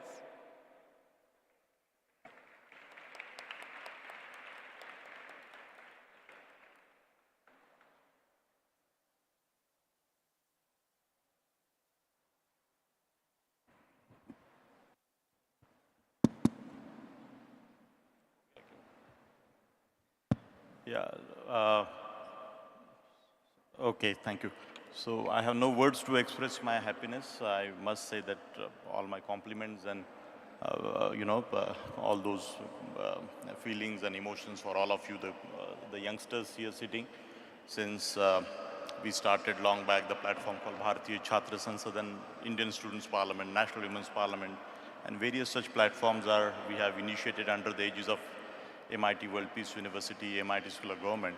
So this particular session is very dear to my heart. I'm just going to take 1 or 2 minutes and express particularly the very mission, what I think you all have attended the inauguration program. Also some of you, I think yesterday there was a different lot of students, but this particular lot, I'm sure from day one you all are here and you have understood the very essence and the philosophy and the ethos and the culture of this institution. And we all are like-minded. I mean to say, whatever you are sharing your mind. So it is a very important like-minded young people group sitting here on this dais. And some year before, we initiated, my dear friends, one idea of Youth Peace Ambassador Program under the aegis of MIT World Peace University and, of course, the World Peace Dome, with the vision of our founder. And he guided that we must establish one such program in the name of Youth Peace Ambassador Program. And some design, some structure, and some format we have already worked upon. Professor Patre, we have another very senior leader in the peace and conflict and resolution, Professor Sanjay, Professor Upadhyay is also sitting here, our Vice Chancellor, Dr. Chitnis. All of us, we have worked on this. So I want to appeal all the youth, particularly sitting here, and soon we are going to launch this Youth Peace Ambassador Program. It will be for 2-week program. It will be almost like a very minimal fee structure we have designed and decided for this, and a very beautiful structure for 14 long days, what they will do, how they will do, and that complete journey of 14 days and how they can transform in 14 days time. Of course, 14 days is not enough in that sense, but we felt that we have to start because of the paucity of time and the worldwide youth we want to attract a like-minded group similar like you. So what I want to request Professor Patre, Upadhyay, that this particular group immediately, maybe in the week or so, we should have a Zoom call meeting or some interaction with this group. And your design, the program design, what you have thought of, that can be shared with all of them. And they have the wonderful idea, what we are right now sitting on the dais, and everybody is sharing such a wonderful thoughts here. So for the continuation purpose, this interfaith convention is a very important convention. Every year we have the World Philosophers Meet, where also we invite number of religious leaders, scientific leader, and all the faith leaders. And it is not new for our institution, my dear friends, but this, with this G20 mission of Honorable Prime Minister, and it was such a coincidence that Mr. Professor Cole Durham, our meeting 4 years before in Japan, and it is really coinciding with this very mission of our Prime Minister also, that G20 and Interfaith, this summit we have conducted very beautifully last 2 days. So please do think, all of you, and I want to appeal all of you that this program design and this very center, this program we want to impart, this Peace Ambassador Program. So please do participate, and there are many other students sitting, our own students of World Peace University and MIT ADT University, and our university system of our MIT group of institutions, how to promote, how to take it ahead. So please do think, Professor Pandey, so please do think seriously on this issue, and please take the benefit of the collective wisdom of all these young leaders. Thank you so much once again, and you all are great. Thank you, fantastic. Thank you so much. Thank you so much, sir. I understand there is paucity of time, yet I must say that National Education Policy 2022 rolled out, which made certain subjects compulsory, like science, spirituality, religion, culture. But even before NEP, in 2017, with the vision of revered Karasar and the exemplary execution capabilities of Rahulji, these subjects like science, spirituality, culture, heritage, as an academic delivery credit program was built, and probably MIT World Peace University is the first university in the world which built 12 credit program compulsorily into the very curriculum, and 3,000 peace lectures are being conducted every month in a technical and management university. Please understand.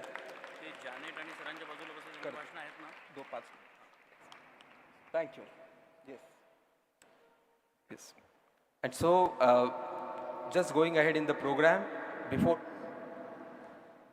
for his presidential speech, I would like to invite Jeff Nelson and Janet Nelson, Senior Fellows, International Center for Law and Religious Studies, for a very quick, address. Thank you. I'm short. Okay. My husband Jeff and I raised our family in Brooklyn, New York, where our friends and neighbors were from very diverse backgrounds. I'd like to share a story with you today of an experience that changed my thinking about faith communities and the personal strength that came from that. In 2015, Pope Francis made a visit to New York City, and we were invited by our friend, Bishop James Massa, to attend this Prayer for Peace, which was an event for local church leaders. It was held in the 9/11 Memorial Museum in Lower Manhattan. Before the actual prayer service, Jeff and I walked around looking for people to talk to. I came upon 4 Muslim women who were dressed in modest clothing and hijabs, and they were beautiful. We started talking, and we talked about what it meant to be a woman of faith. They were empowered by the hijab, and I spoke of my struggle to represent myself as a woman of faith without a religious garment that could be seen. This meeting, the Prayer for Peace, was a gathering of 500 local leaders. Prayers were offered by an imam, a rabbi, Orthodox Christian, an evangelical pastor, a Buddhist monk, a Sikh, and a Hindu. We left that meeting feeling that we were part of a large community of faith in New York City, of all places. I recorded in my journal these thoughts. Today, I felt strongly that God is the Father of us all. He created us and gave us the agency to choose how we worship and to respect that in others. We are brothers and sisters of a common Heavenly Father.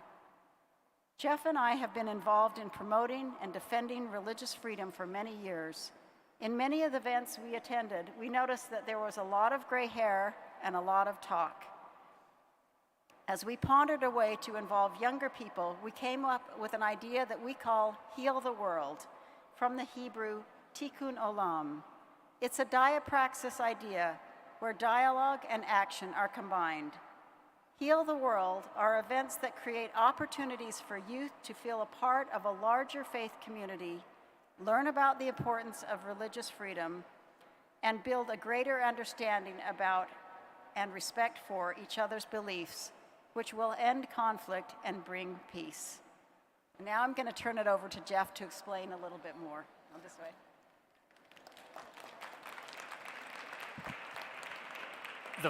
The following concept of diapraxis has been developed from many conversations and experiences with young people around the world. It is called, as my wife indicated, Heal the World events. The concept is simple, and its implementation should also focus on simplicity. Each event consists of 2 parts. First, young people organize and carry out interfaith community service with participants from various diverse religious and belief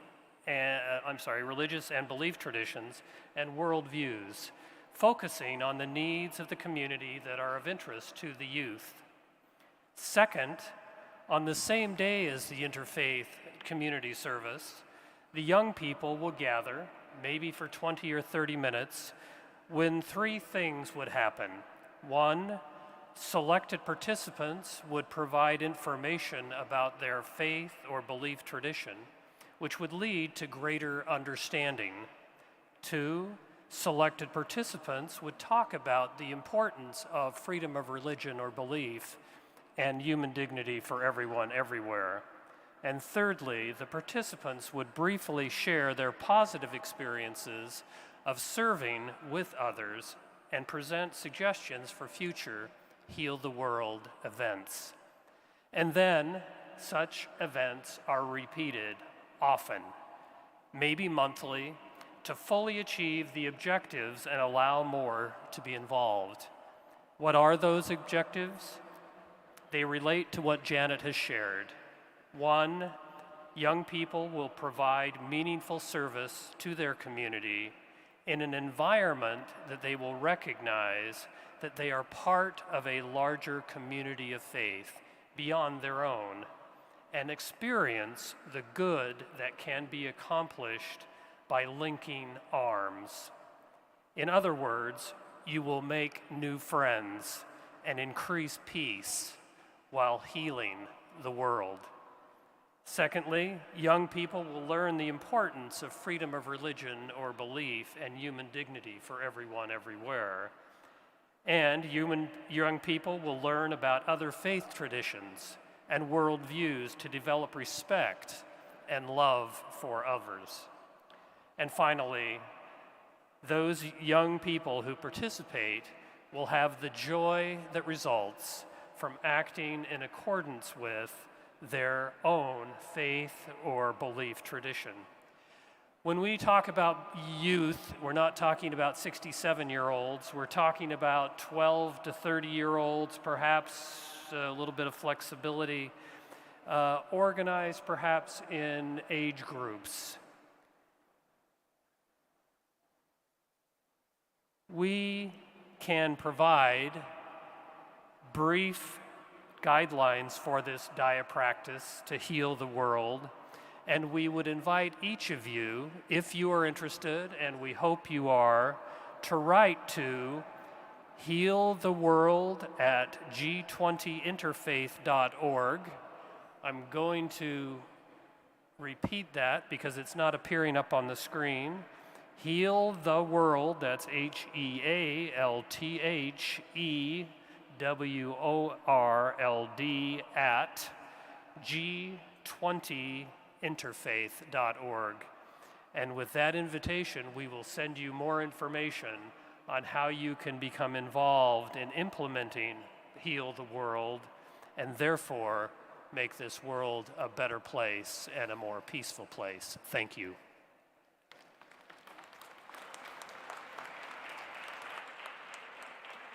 Thank you so much, Jeff Nelson and Janet Nelson. Thank you so much. And now, ladies and gentlemen, we are eager to listen to the UNESCO chairholder, Professor Dr. Vishwanath Karad sir, founder and chief patron, MIT Pune, and president of MIT World Peace University and the creator of this magnificent dome. Revered Karad sir.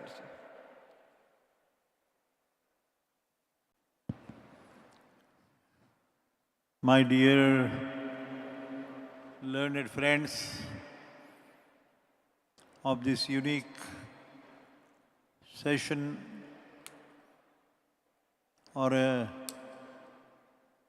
under the banner of G20 Interfaith Summit on the very important topic of shaping the world peace and sustainable development through interfaith dialogue for creating harmony and peace to the mankind.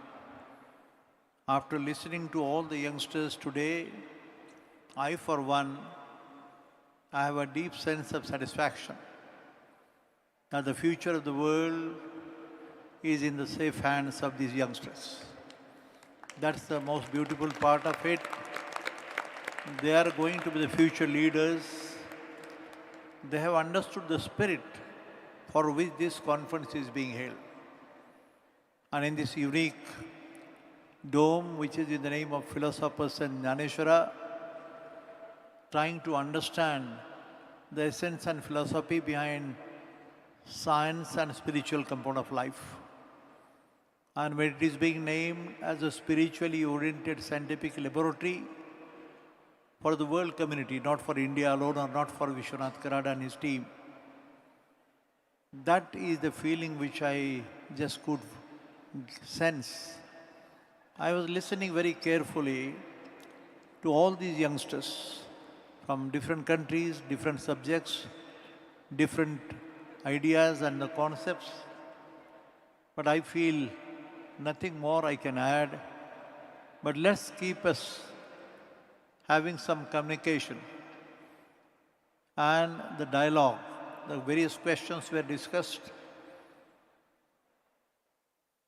I think suspiciousness, the anger, jealousy and ego are the very typical four components of life which we have to control. To realize the self, realize and understand the spirit behind, understand the purpose behind, and the purpose of our own life too. I think this small gathering here in this World Peace Dome will show the pathway of harmony and peace to mankind. That is my feeling, and that's my hope. I sincerely feel and appeal to you once again, friends, that if we have a very transparent and wonderful pattern of thinking in MIT World Peace University, we have been always saying to help the students to develop the winning personality. What is this winning personality of our future ambassadors? It is you should be physically fit, mentally alert, intellectually sharp, but spiritually elevated. And that combines the entire essence and the purpose of this meeting and this conference. I'm really grateful to Gold Durham and his team, Mr. Milind Pandey and his team from our institution for making this very unique and wonderful discussion to understand the minds of each other. Have some wonderful dialogue, heart-to-heart dialogue. Just a communication skill may not help us, but possibly the deep passion and the fire in your belly to do something good for the society and the humanity is going to evolve and promote this culture of peace in the world, in the future, in this century and thereafter. Thank you, friends. Thank you so much. Thank you. Thank you so much. Thank you so much. A huge round of applause for this, great efforts towards world peace. And sir, we promise on behalf of everyone that yes, we will not fail in the vision, which you bestow upon us, the expectations you keep from us. We will rise to the occasion and we will do all that is needful and necessary for the goal, for the ambitious goal, for the cause for which you have spent your whole life for. Thank you so much, sir.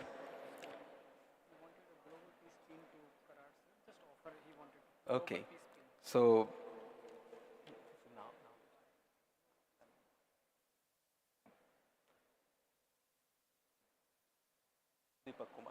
Dr. Deepak Kumar wants to offer global peace pin to Shri Karar sir.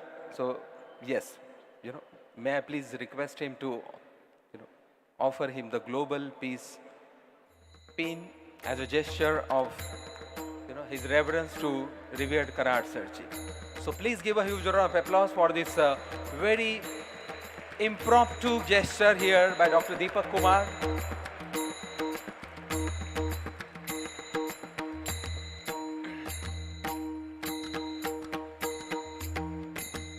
Thank you so much.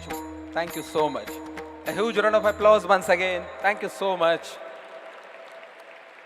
Thank you, Dr. Deepak Kumar. Thank you. And for a very quick announcement, may I request Honorable Vice Chancellor of MIT World Peace University to please come upon the dais. Thank you.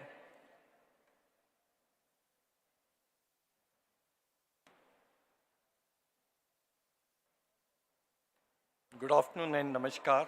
You are aware by this time through the deliberations that the governance in the country and the peace, it has a direct relationship. Countries who have better governance, they have prospered. The career of the young students in that country, they have prospered. Countries which do not have good governance systems, some of them are neighboring countries, there is a question mark on the student's career and the entire life for that matter. Democracy and non-democratic government, these are the two parts, but in the democratic government, the governance is completely dependent on the four pillars: politico, media, judiciary and bureaucracy. And if you have such strengthening activities for these four areas, when you are young, you try to contribute into these four areas, your country's democracy will go up. US is the first democracy in this world, and India is the largest democracy in this world.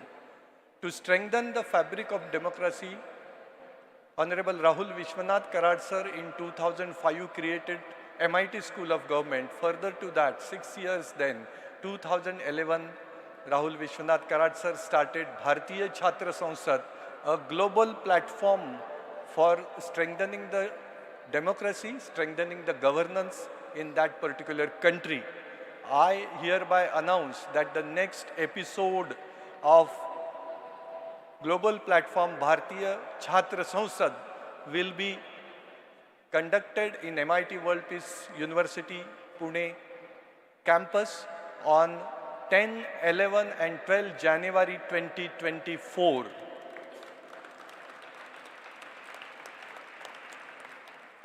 And here is an appeal, earnest appeal to all of you, those who are students of different universities, to register yourself not only for participating into that particular Bharatiya Chhatra Sansad episode 2024, but nominate yourself as a volunteer.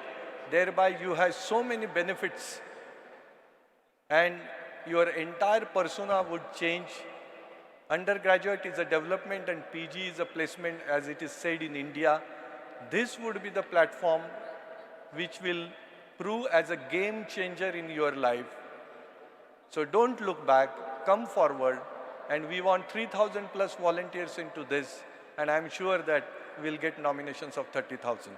Once again, we congratulate Dr. Rahul Vishwanath Karad sir for such a conduction of Bharatiya Chhatra Sansad from 2011 till 2024.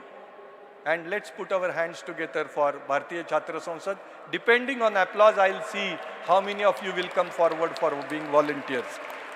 More the applause, more the volunteers. Thank you so much. Thank you very much, Honorable Vice Chancellor, Dr. R.M. Chitnis, sir. Thank you very much. The applause was great, and so we are so thankful for that. And now I request that we will have a group photograph there. So I request all the dais, please carry on the book, the Spec Vivekananda with you as well. There are books shared with all the delegates there, all the students there. They should also keep the book, the Spec Vivekananda, and they should hold it high during the photograph. I request all the dignitaries on the dais, all the students here, to please come below the dais for a group photograph, and the felicitation followed after that. So please maintain the decency, the decorum. Please don't do any movements. All the students, please rise in your seats when there is a photograph. And I request all the dignitaries to kindly walk down the dais. Thank you.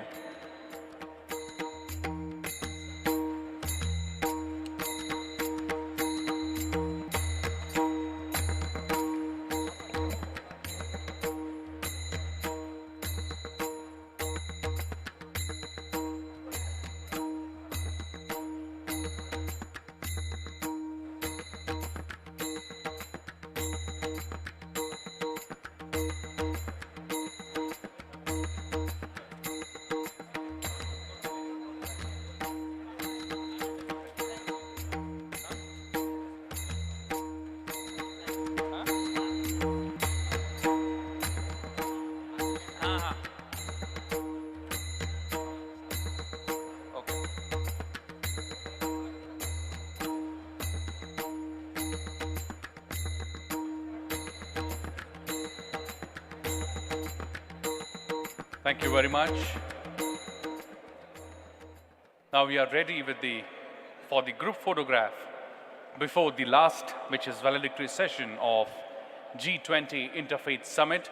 I would like to request everyone in the audience to please rise in their seats for the photograph and hold their hands high in the sky for the group photograph. Beautiful. Thank you very much for that beautiful photograph. I request everyone to please hold their hands high. Please hold each other's hand high in the sky for the photograph. I request photographers to please capture the moment. Such a beautiful scene from here.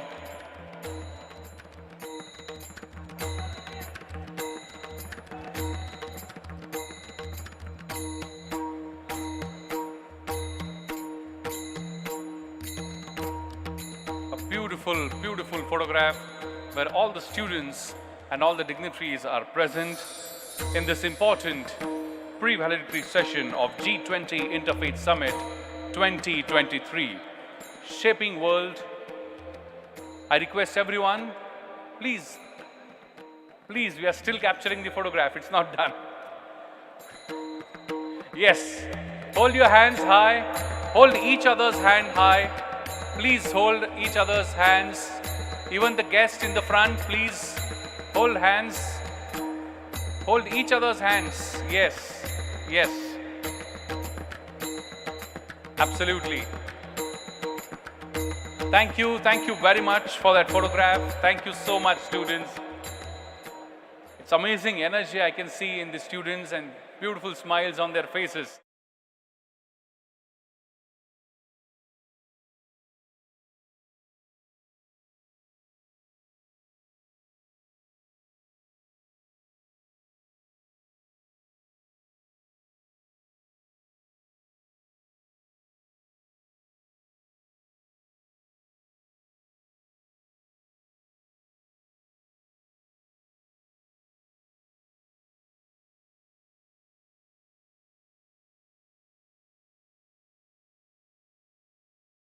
Session of G20 Interfaith Summit. This is the last and probably the smallest session of the G20 Interfaith Summit 2023.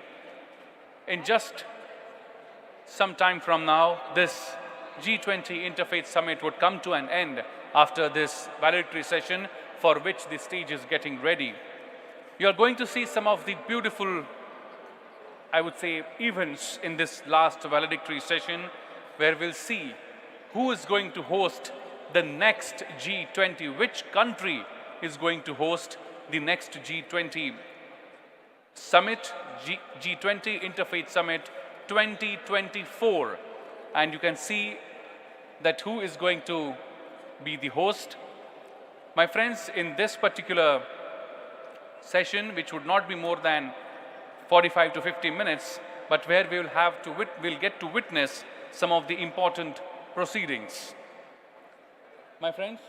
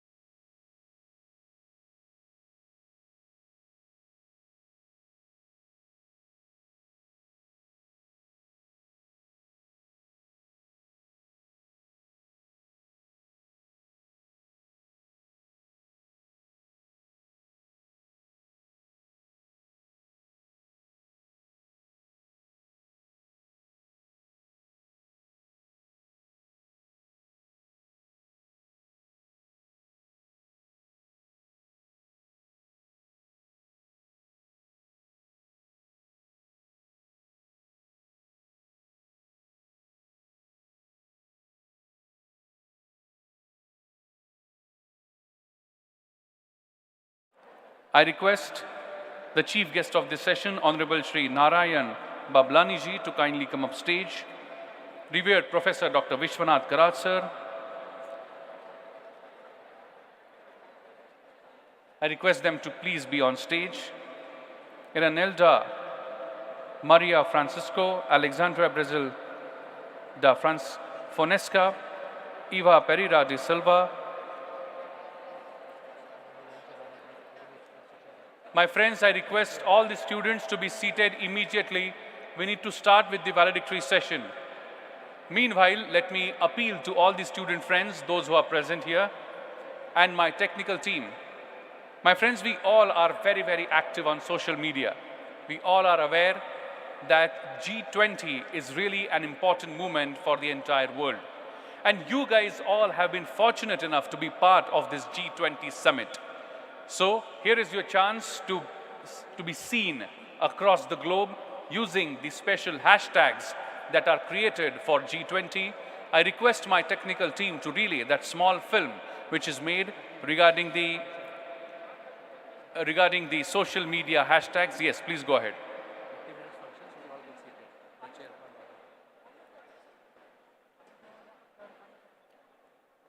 So this is the way. Greetings everyone. Help us spread the message of G20 Interfaith Summit across the globe. Follow these steps to post on your Twitter or X handles. Make sure you share your experiences and your best views.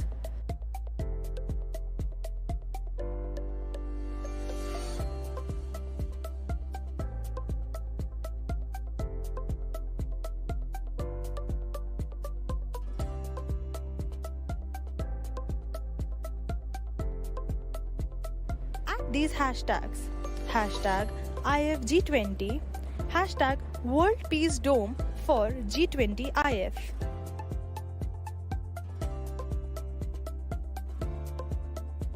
Don't forget to mention World Peace Dome, that is at @dome_world. G20 Interfaith Summit 2023. It is a very, very small session. I request every one of you to please be patient and please be seated. I request each one of you to rise in your seats for National Anthem. I request everyone in the audience as well as on the stage to please rise in their seats for Indian National Anthem. Can we have the National Anthem, please?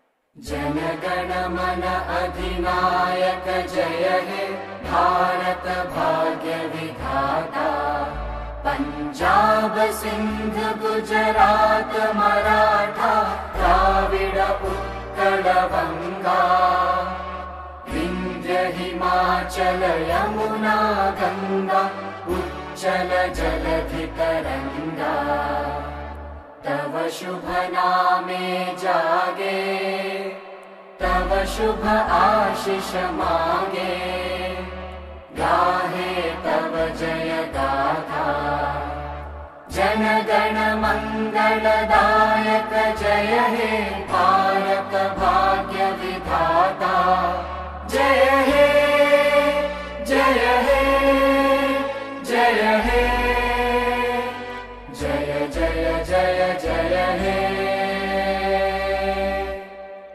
Thank you. I request everyone to please keep standing as we will continue and we will have the World Peace Prayer. It is a prayer that does not talk about any caste, creed or religion or any section of society. So I request you to please fold your hands, please close your eyes, bring the image of your mother, father, your deity in front of your eyes, and please wholeheartedly participate in World Peace Prayer.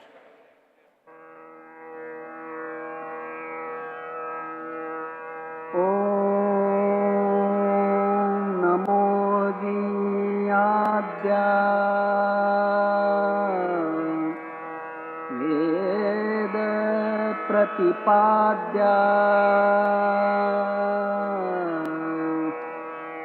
जय जय स्वसंवेद्या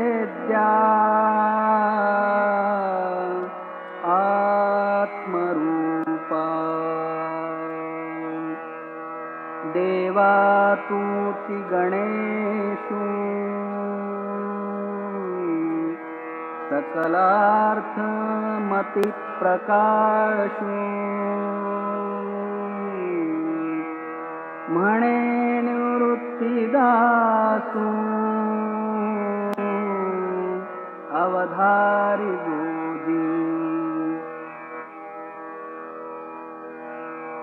गुरुर्ब्रह्मा गुरुर्विष्णू गुरुर्देव महेश्वरः गुरु साक्षात् परब्रह्मा तस्मै श्री गुरवे नमः।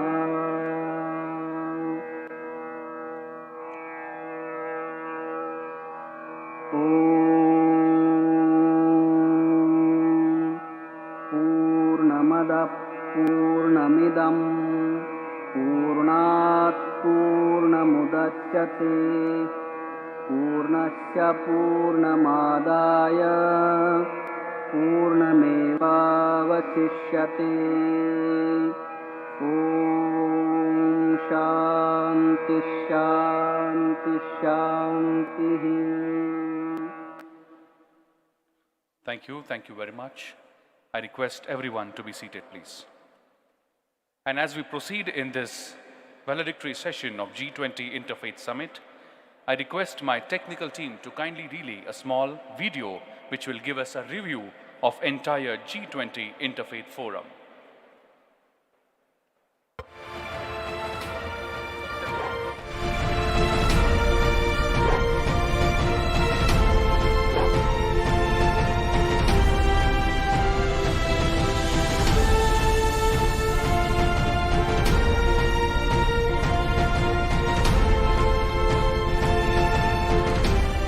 Speak to power, but to speak with power and to speak with persuasiveness in the policy world.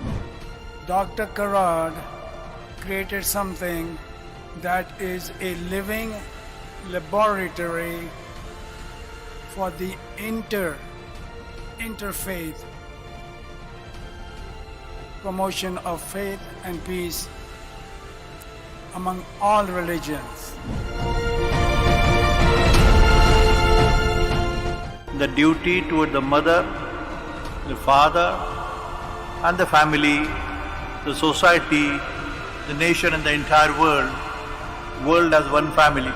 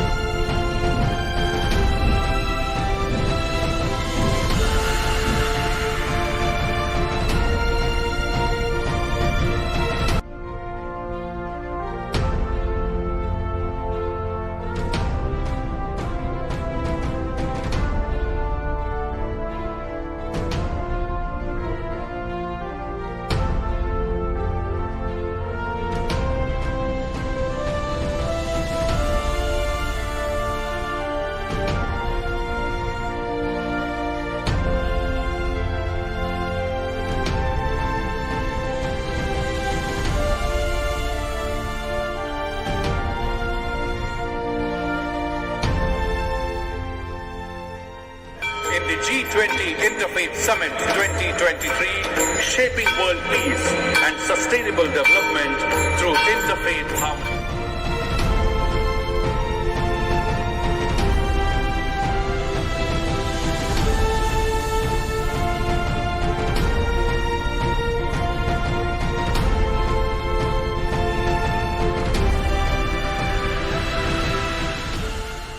Representing the way that India on so many fronts has raised the bar in terms of what a host country for the G20 can do. When the Swami Vivekananda had set the time to remember, and possibly that message will show us the divine light, the pathway for world peace.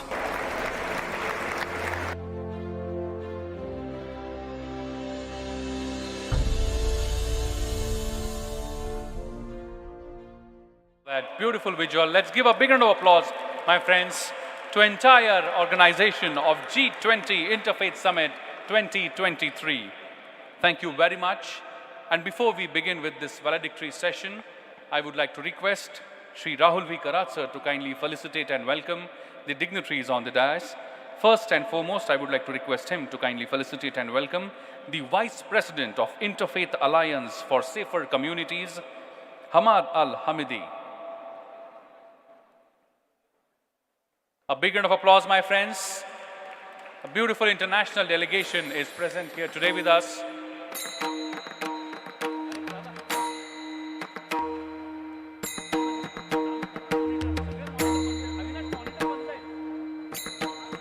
Thank you very much. I now request Sir to kindly felicitate and welcome the Executive Director of Lemena Institute, Marcius Ho.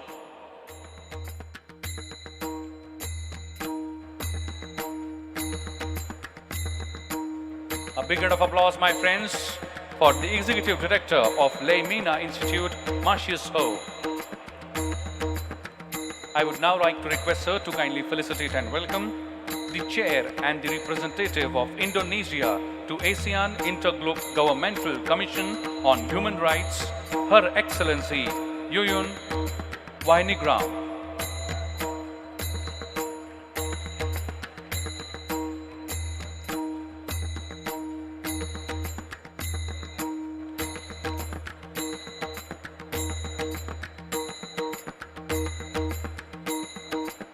A big round of applause, friends, for everyone, all the delegates from various countries.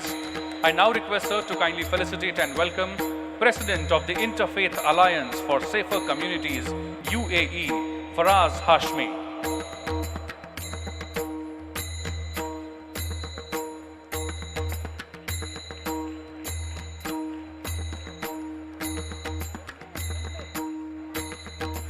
I request my Mike's team to please start the monitors on stage. I now request Sir to kindly felicitate and welcome the founder of Microlin LLC, Dr. Ashok Joshi ji.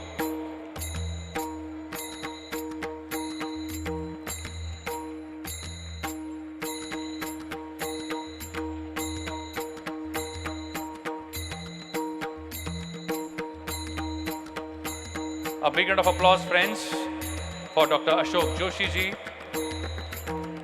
I now request Sir to kindly felicitate and welcome the Chair for 2024 G20. My friends, Dr. Ashok Joshi ji, let's give him a big round of applause.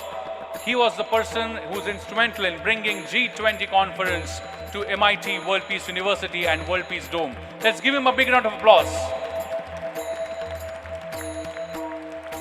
I would now like to request Sir to kindly felicitate and welcome the Chair for 2024 G20 Interfaith Forum Local Organizing Committee, Rodrigo Vitoriano Suez Alves.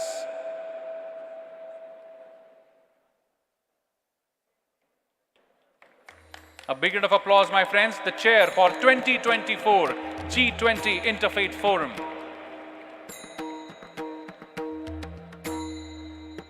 Next, I would like to invite General Coordinator for the Promotion of Religious Freedom, National Secretariat, for the Promotion of Defense and Human Rights, Ministry of Human Rights and Citizenship, Irinelda Maria Francis.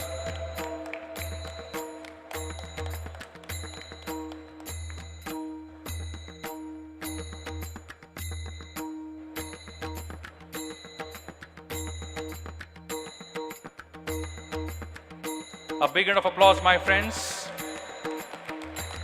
I would now like to invite on stage Alexandre Brazil Caravalho da Fonesca, the Ministry of the Education, Republic of Brazil, Director of Higher Education Policies and Programs. A big round of applause, my friends.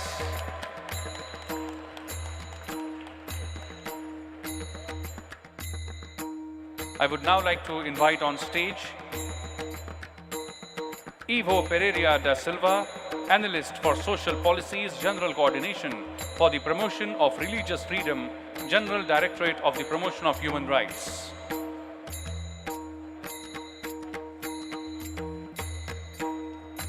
A big round of applause, my friends.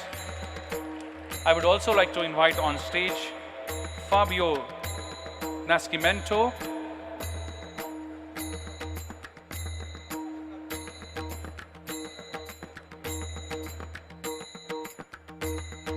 a big round of applause, my friends, for the person who has been helping the communication by translating our words. A big round of applause for him. Thank you very much. And last but not the least, I would like to request Sir to kindly felicitate the chief guest of this session, Honorable Shri Narayan Bablani-ji, Vice President of Vishwa Hindu Parishad, writer of social worker, Founder President of Sindhi Heritage Foundation.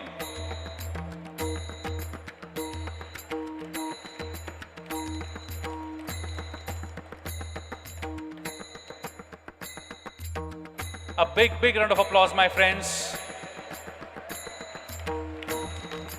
for all the dignitaries on the dais. Thank you, thank you. I request all of you to please stand there. Sir, please stand up. Karat, sir, please, few moments more. Please. It is now the moment where we hand over the baton of responsibility to the next country. The person, rather the country, who is going to take the responsibility for G20 Interfaith Forum 2024. Please put your hands together for the team Brazil. I now request the Rodrigo Virtuano Suez Alves, the chair for 2024, to kindly come forward along with his team to take over the responsibility of G20 Interfaith 2024, along with his entire team, Adrianelda Aprecida Maria Francisco, Alexandre Brazil da Fonesca, Ivo Pereira de Silva, Fabio Nascimento. I request everyone to join for taking the responsibility of the G20 Interfaith Summit 2024. The way of doing it is very beautiful. Please have these memories in your mind. The flag of G20 is being handed over, and the light would be given from one side to the other, and along with the statue of the messenger of peace, Mahatma Gandhiji.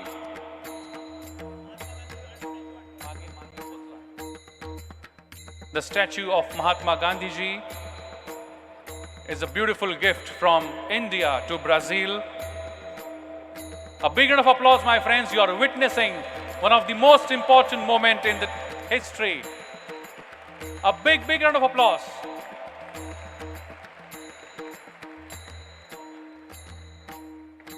And now, very important symbol of light, the wisdom being handed over from India to Brazil, the light that symbolizes wisdom. And let us hope that our collective wisdom helps to bring the peace and achieve the motives of G20 Interfaith Forum. Once again, a big round of applause for this picture-perfect moment.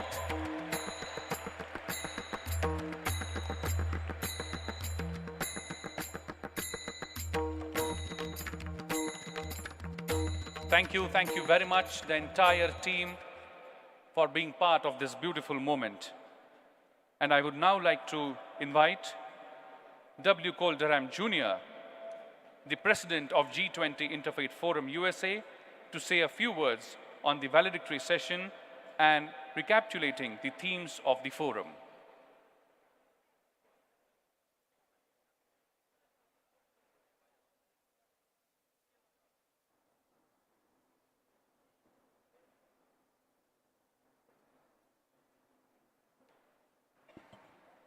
Well, this is a great moment. Obviously, the handover from India to Brazil, the G20, happens a little later, formally on December 1st. But this is the culminating event this year for the G20 Interfaith Forum, and we're delighted to have our friends from Brazil who have been able to come and enjoy the event here, to learn from it, to make friends here, and also to be able to accept the handover. I thought the idea of handing a statue of Gandhi, that great symbol, world figure that all of us have so much respect for, that was a great touch. So my understanding is that our Brazilian colleagues, on the one hand, they have to some of them have to catch vans to the airport, but I think the plan is to let them say a few words. I'm looking at the MC over there, because I'm a little confused as to how this is exactly supposed to happen, but what do you think I should do? We're sort of waiting to give the Brazilians the opportunity to just respond briefly. Sure. And I'm a little unclear because they told me that they were going to put some things on screen. I don't know if that's happening. Okay. Sure. So I will turn it back to you. Okay. Yeah. So I would like to appeal to my technical team. I'm sure you would be having the visuals given by a Brazilian team to you. If you can please show those visuals on screen, please.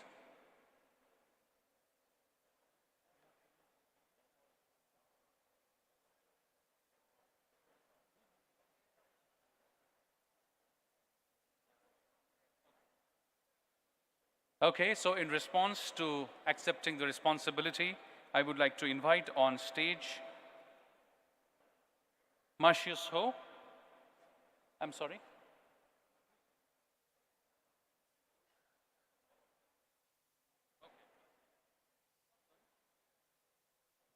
Can you please stop? Can you please stop the visuals? Please come back to the start point.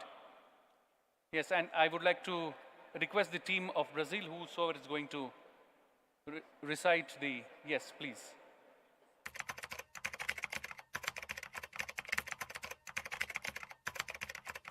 Yeah, so this is the total, Sure. This is my speech later at the end.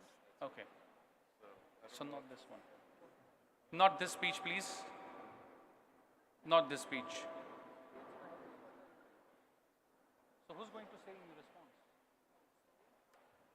It's going to be on the text.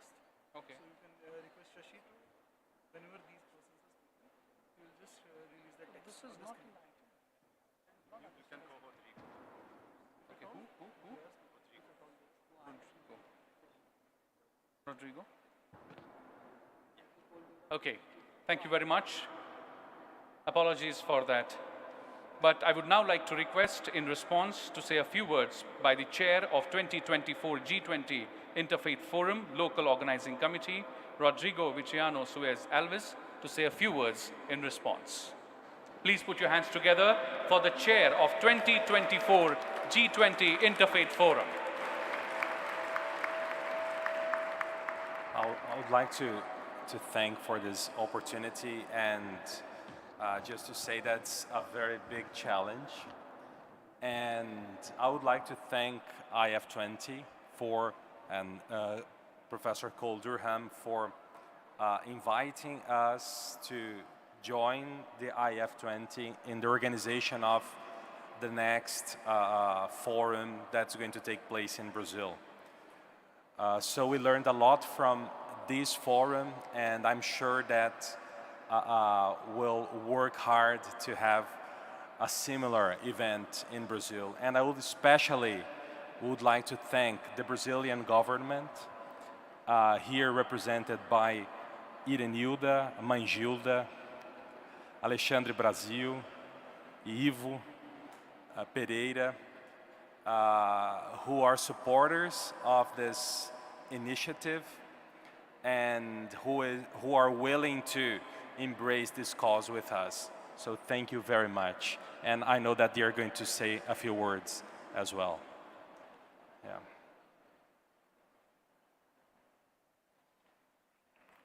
Thank you very much.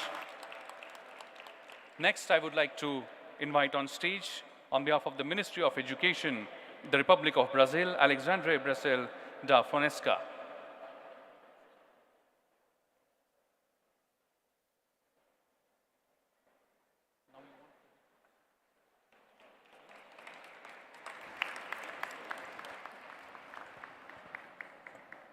Here, okay. Thank you. My name is Alexandre Fonseca, and I work in the Brazilian Ministry of Education under the leadership of President Lula and the Minister Camilo Santana, who send greetings to everyone here.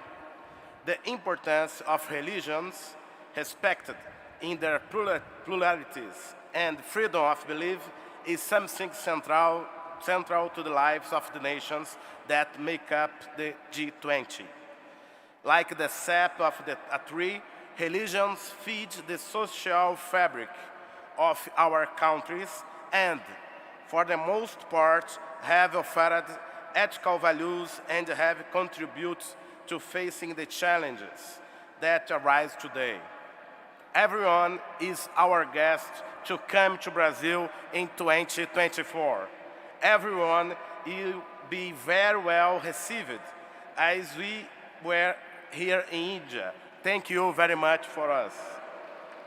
Our President Lula has welcomed this moment when developing countries, Indonesia, India, Brazil, and South Africa, have assumed the presidency of the G20 as an ideal time to rethink global governance. It is a very particular moment for issues such as social inclusion and coping with hunger and inequalities to occupy a central place in our discussion and actions. Another concern we bring from our great Amazonian country is the environmental issue and climate change. It is essential that we discuss a development model that is environmentally, socially, and economically sustainable. Finally, I am grateful for the discussions we had here, particularly those that involved the theme of education and that fortunately were very present at this meeting. I emphasize, among what I have heard, the importance of the African concept Ubuntu to guide our education practices and the fundamental role of the leadership that human needs to assume both in education and also I add, in the leadership of religions and your nations. The sad moment of the pandemic gave us the conviction that only with the commitment of our nations and with investments in science, education, and in confronting disinformation and anti-science movements, will we have real conditions to overcome our current global challenges. Thank you. Namaste. Have a nice day. Thank you very much for the beautiful namaste. Thank you. I would now like to invite on stage the Analyst for Social Policies of General Coordination for Promotion of Religious Freedom and General Directorate of the Promotion of Human Rights, Ivo Pereira da Silva, to say a few words.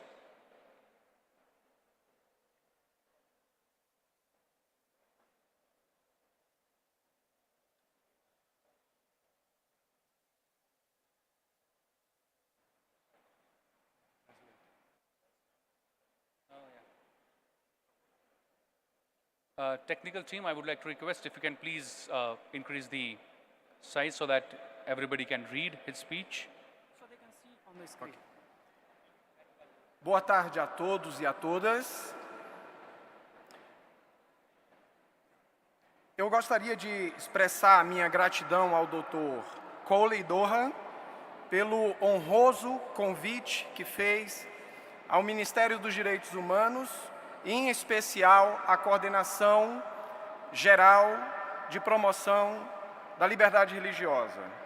Agradeço também a todos os coordenadores e organizadores desse importante evento. Em nome do presidente Lula e do ministro Silvio Almeida, cumprimento e saúdo a todos os presentes.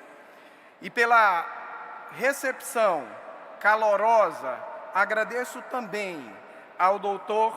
Vishwashanti. Hoje, no Brasil, é feriado nacional. Comemora-se a independência do nosso país.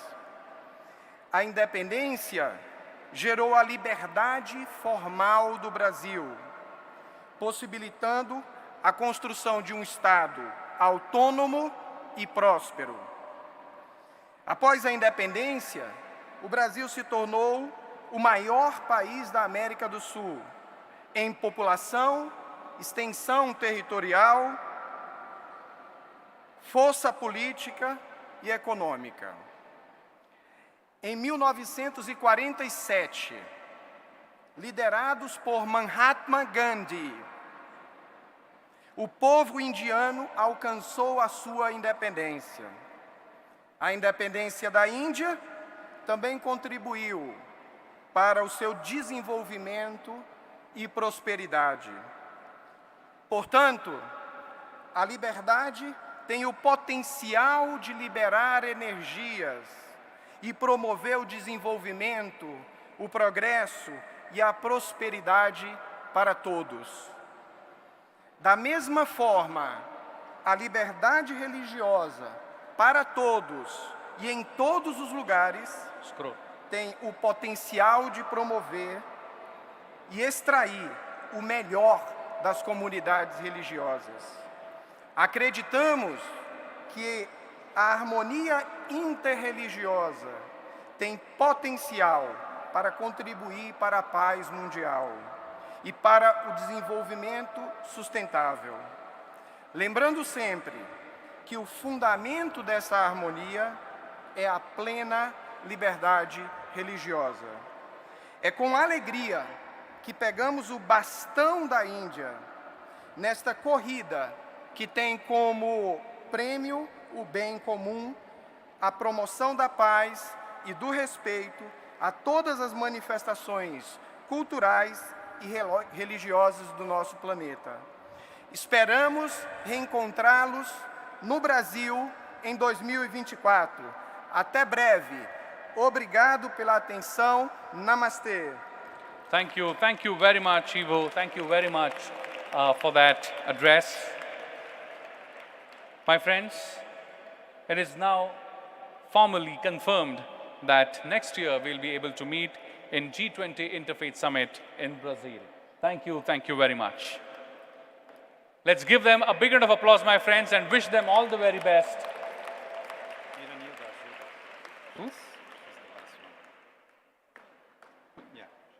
Thank you.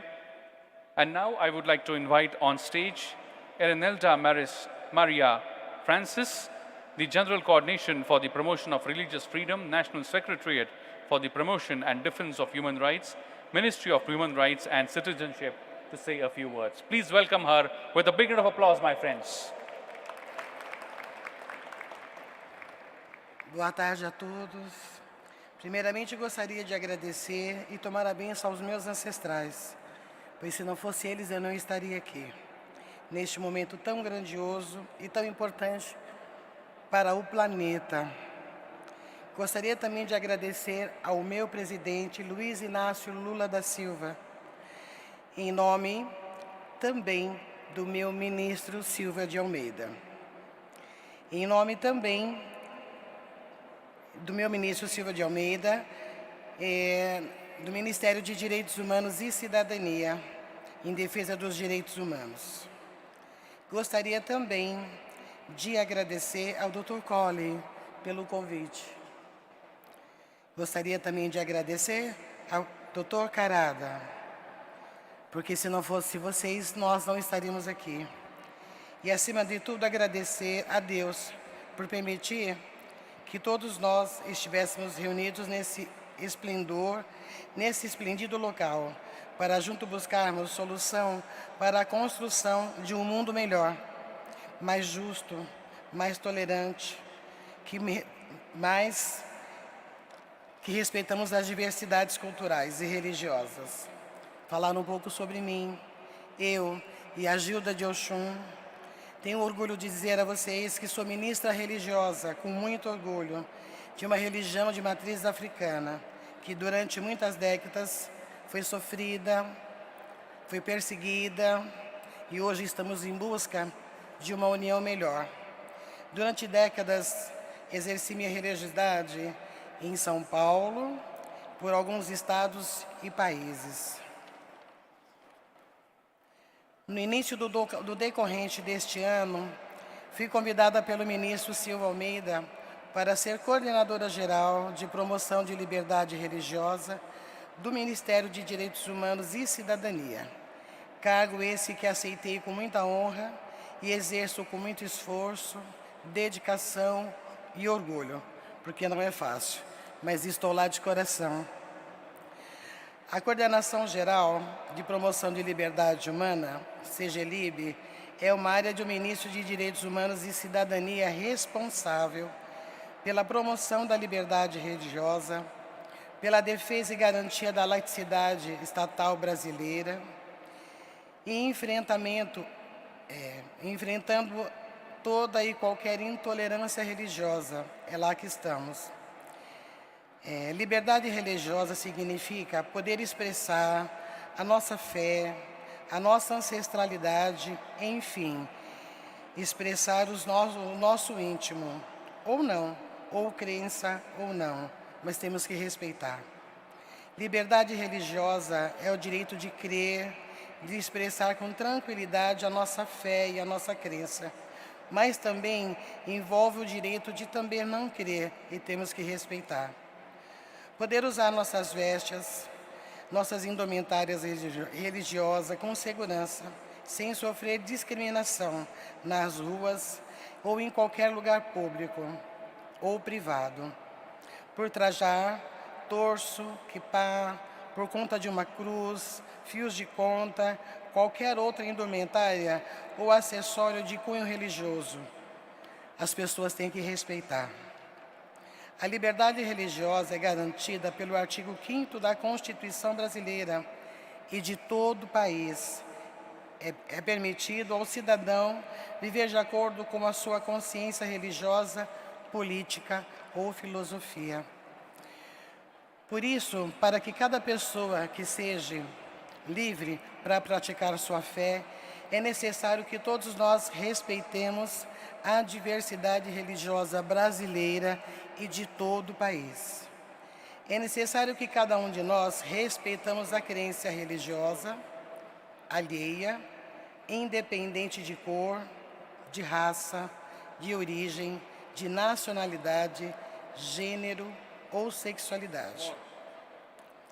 Portanto, a construção de uma sociedade com liberdade de religião e crença depende do compromisso pessoal e coletivo de não discriminação, para que possamos enfrentar grupos religiosos, para que possamos estar todos juntos em prol a um direito e igualdade só. Será uma honra para o Brasil presidir o G20 a partir do dia 1º de dezembro de 2023. Será também uma honra receber em nosso país o G20 interreligioso. Nós esperamos todos vocês no Brasil. Obrigado pela atenção. Muito obrigada. Thank you very much, madam. Thank you very much for sharing your thoughts on this important occasion. And now it's time when I request the next guest to say a few words, but Before that, I would like to request all the students, everyone in the audience to please remain seated. There are just last few moments left in this function. I request everyone to remain seated before we conclude this session. Thank you very much. It is now time when I invite the chief guest of this session, Shri Narayan Bablaniji, the Vice President of Vishwa Hindu Parishad, writer, social worker, and founder of President of Sindhi Heritage Foundation. Before I invite him, I would like to say a few words. He is the General Secretary of Vishwa Hindu Parishad from 1990 to 1994, Gandhidham, Kutch, Gujarat. He was the Vice President of Gandhidham Sindhi Youth Circle, General Secretary of Swami Leela Nagar Sindhi Panchayat, coordinated has Kuntala cyclone relief work in 1998. He has coordinated Kutch Gujarat earthquake relief operation and works with Sadhu Vaswani Mission Pune in 2001. And there are many, many such accolades to his credit. Please put your hands together and welcome with a big round of applause, my friends, Shri Narayan Bablaniji.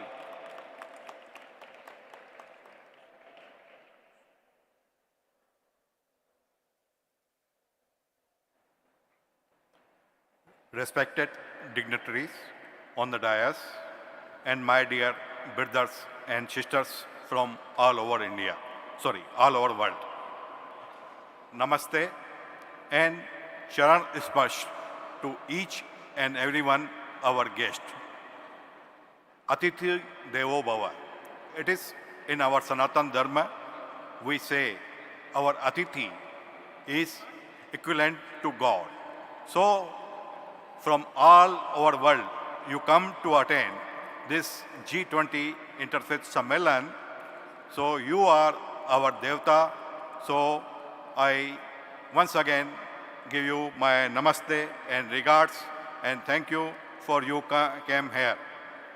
Dear brothers and sisters, in our Sanatan Dharma, we always believe Vasudev Kutumbakam means one earth, one world, one community. Bharat, Hindustan, has different name of subcontinental, but our Bharat Varsh is world oldest civilization, which is famous in the name of Indus Valley civilization. Just when I entered in this hall, I seen one picture, right side, Ved Vyas and Ganesh ji is writing Mahabharat. You know, this Mahabharat is written in the bank of Indus River, which is called Sindhu. From Sindhu, Indus, the name came of Bharat to India. The Mohenjo-daro civilization is 5,000 years old. Our Sanskriti, presently we have found it's some civilization, Sindhu Sanskriti, which is 5,000 years old Sanskriti civilization. Part of roots found in Kutch, Dholavira, and some parts of Haryana also. How many amongst you have been mother and have seen mothers and fathers' birthplace? Can you raise the hands? Have you seen mother and father's birthplace?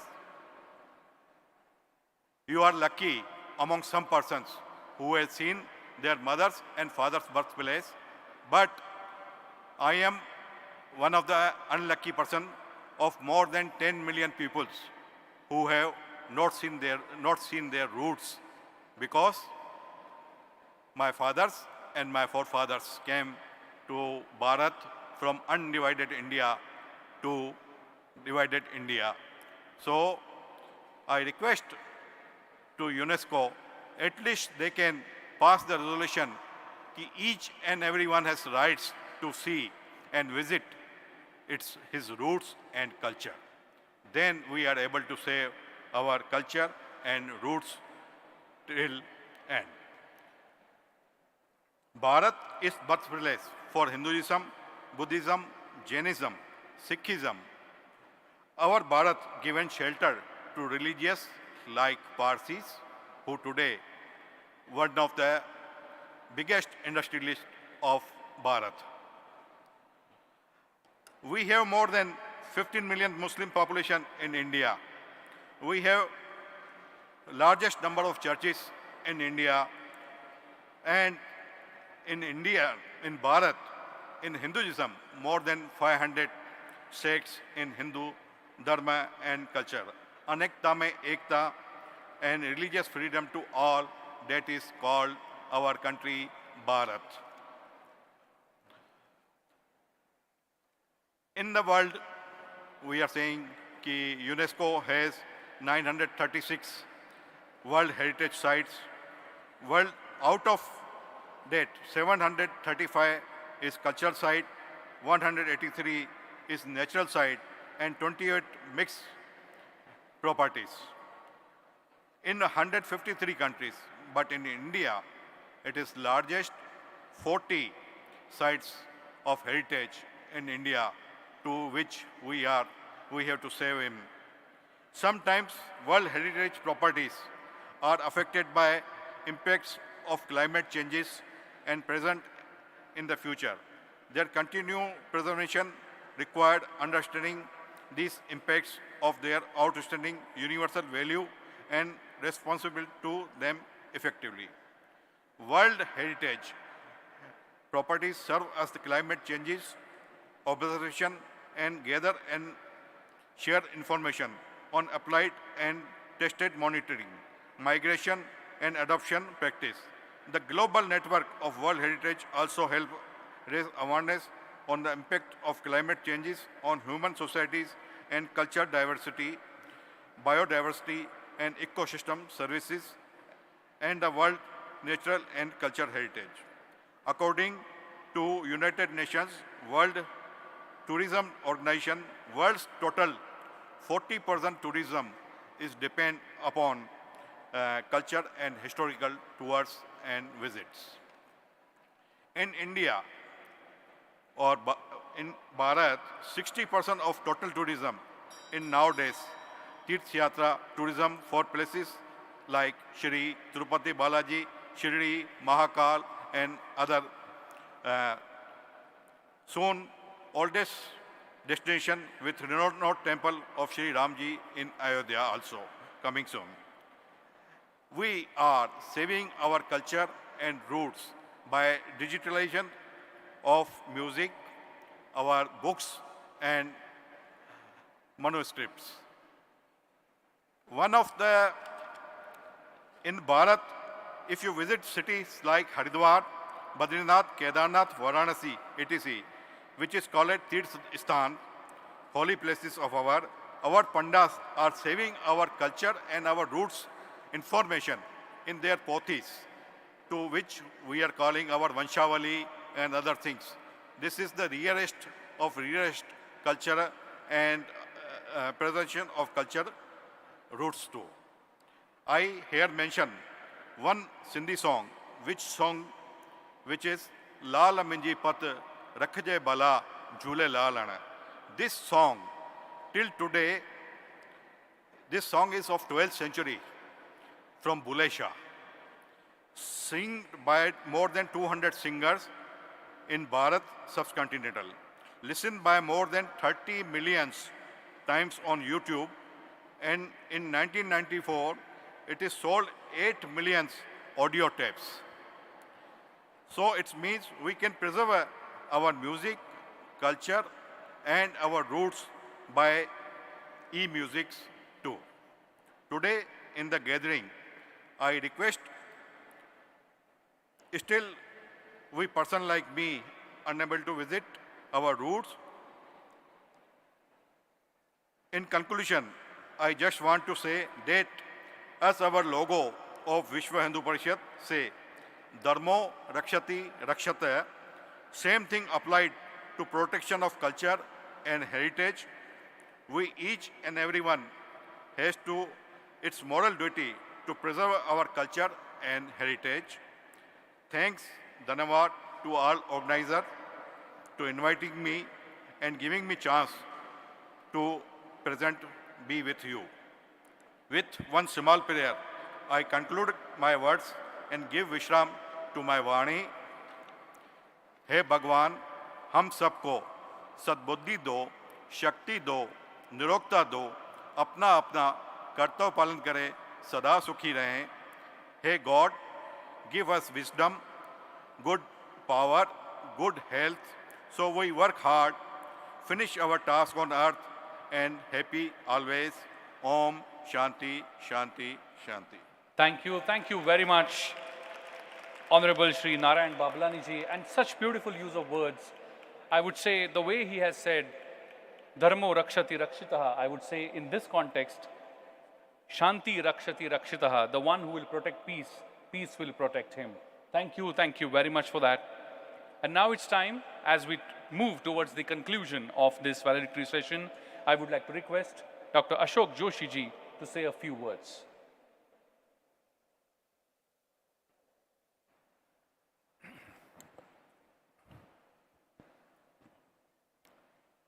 So,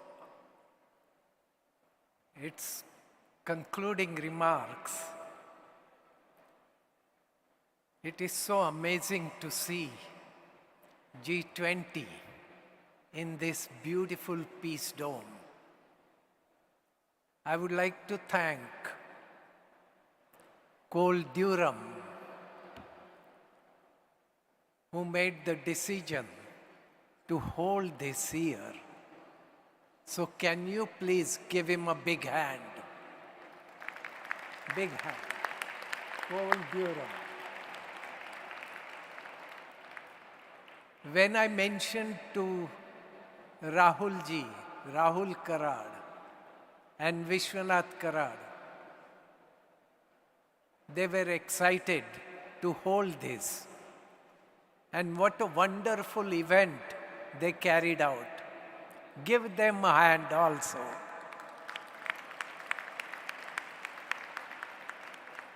Now all those students back there, young people, we didn't get chance to hold light or Mahatma Gandhi, to give it to Brazilians, our partners, next partners. Let's give them the light. Take your telephone, put the light and wave it to Brazil. Let's do that. Can you please do that to Brazil? Oops, maybe my battery. Okay, here for Brazil, here for Brazil. Great. Thank you, Brazil, for taking this responsibility. Thank you. Bye. Thank you very much, Dr. Ashok Joshi ji. And with this, we are coming towards the conclusion of this ceremony. And to conclude, I would like to request the President of G20 Interfaith Summit 2023, Professor W. Cole Durham Jr., to read the G20 Interfaith Forum final statement and concluding thoughts. I request my technical team to kindly relay his speech.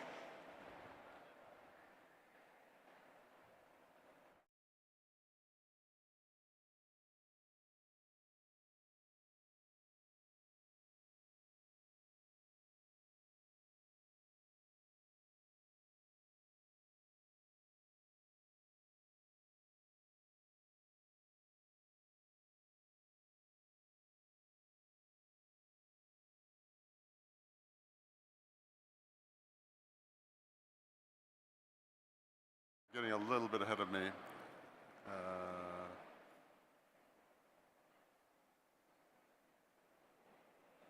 The people running the screen are a little bit faster than my computer,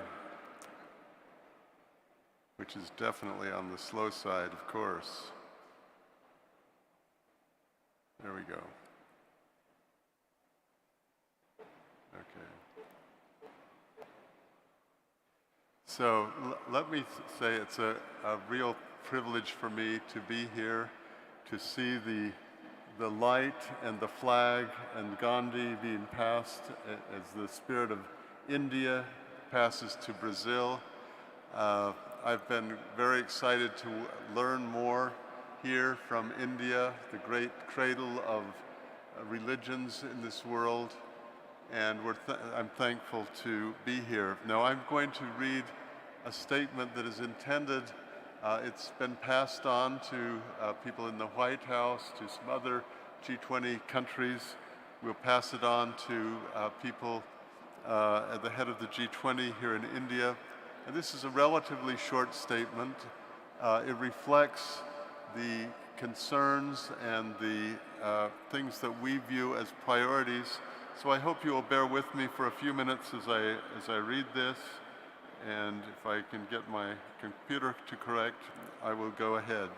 So, this is actually intended as a call to world leaders. And starts with the word Vasudhaiva Kutumbakam, or one earth, one family, one future. The overarching 2023 G20 theme set by the Government of India encapsulates the complex and deeply interconnected challenges and hopes that face world leaders and their invited guests when they meet in New Delhi for the September summit.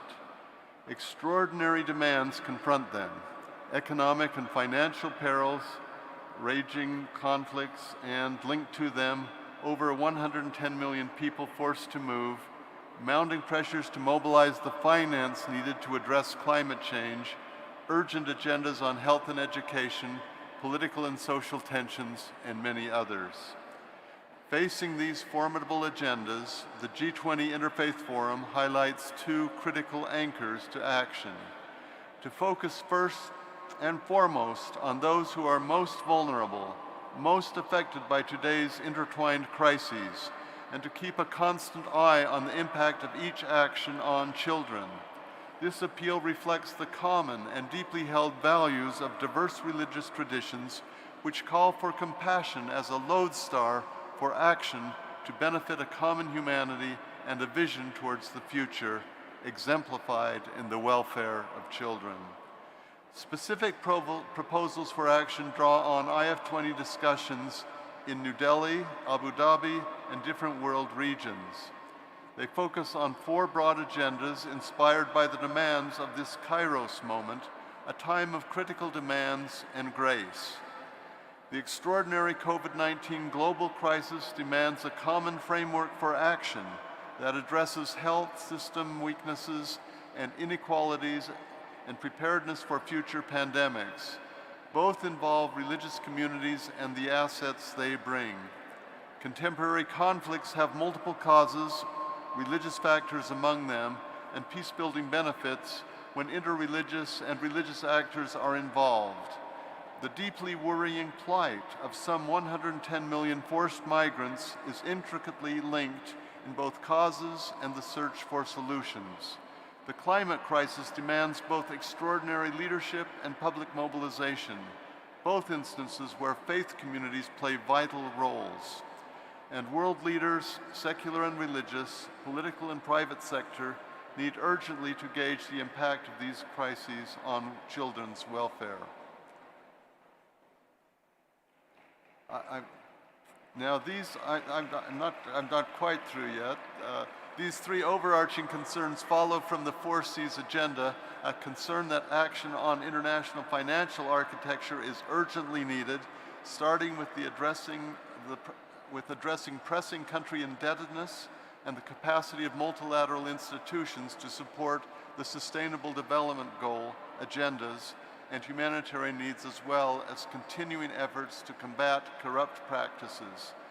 Attention to the poorest nations is central to the G20 agenda. The IF20 thus supports the proposal to include the African Union as a G20 member. The G20 members carry special responsibilities to lead in redressing patterns underlying inequalities, and the IF20 urges serious consideration of its proposal for a commission to address racism.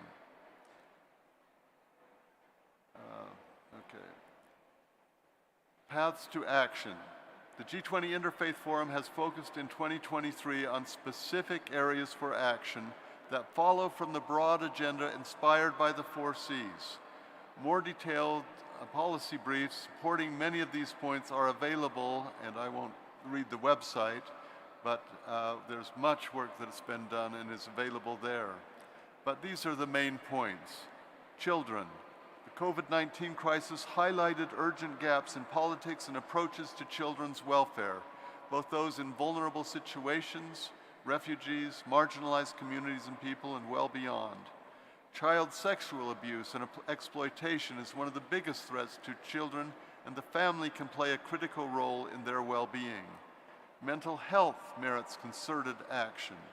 In action on digital challenges, the impact on children needs special attention at international, national, and community levels. With respect to climate, with climate and environmental issues pressing forcefully on global agendas, G20 leaders need to take specific and bold action to address bottlenecks to action and galvanize tangible progress. Priority areas within the G20 mandate are climate finance and energy transitions. G20 leadership can and should also offer inspiration and practical guidance on the innovative cross-sector engagement that can galvanize faster action. A promising example is the Interfaith Rainforest Initiative that engages religious leaders, governments, multilateral institutions, and local communities to protect tropical rainforests in the Amazon, Congo, and Southeast Asia basins. Support for IRA from G20 leaders could both advance action and highlight the potential for similar engagement. Conflict and forced migration. World religious communities are primary actors in addressing conflicts and its profound disruptive effects on so many communities. IF20 urges G20 countries to be actively involved in seeking peace worldwide. These efforts can benefit from active efforts to work with religious communities. With the COVID-19 emergencies largely behind us, G20 leaders and nations need to engage religious communities in concrete reflections on lessons learned.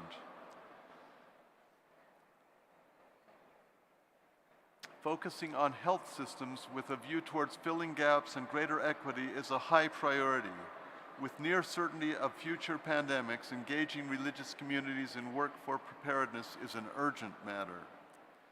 Massive disruption of formal education for the COVID-19 emergencies demands urgent measures that go beyond a, quote, return to normal. G20 leaders can press nations to take the opportunities to address growing educational disparities among communities and gaps in civic education that weaken society and accentuate polarization.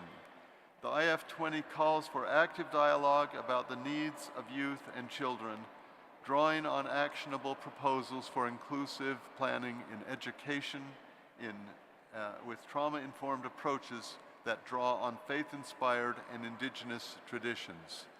And then we have one final paragraph suggested by Dr. Karad, and I think one that we wholly endorse. Education holds the key to making progress in each of the foregoing areas. There is a need for a global coordination of interfaith educational efforts through a global body, consortium, or some other appropriate agency. This World Peace Dome, where we sit, where the culminating session of the 2023 G20 Interfaith Forum was held, would be pleased to provide a venue for pursuits along these lines. Now, this isn't a matter of a vote, but for those of you who feel that you can concur in some of the recommendations that you have heard here, your applause would be appreciated. Thank you very much. Thank you very much. Thank you very much, Professor W. Cole Durham Jr., the President of G20 Interfaith Forum.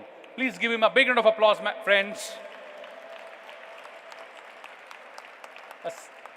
Thank you very much. And now there is a very, very special moment towards the conclusion of this valedictory session. I would like to request the convener of G20 Interfaith Summit, Dr. Milind Pandey, to kindly proceed. Good evening to every one of you. It's a great honor to present the citation of honor Roving International Ambassador Award to promote the culture of peace in the world conferred on Professor W. Cole Durham Jr., President, G20 Interfaith Forum Association. A big round of applause, my friend. I am presenting a citation of honor in the next 2 minutes, and then we'll witness the presentation of citation of honor by the dignitaries on the dais. We, the body of trustees, management, staff, and students of MITES MIT World Peace University, Pune, Bharat, take great pride and pleasure in conferring upon you this unique Roving International Ambassador of Peace Award for your dedicated yeoman's service to promote the cause of world peace through the G20 Interfaith Forum. As the president of G20 Interfaith Forum Association, you are playing a key role in fostering international understanding by promoting dialogue between different faiths of the world and charting a pathway of world peace.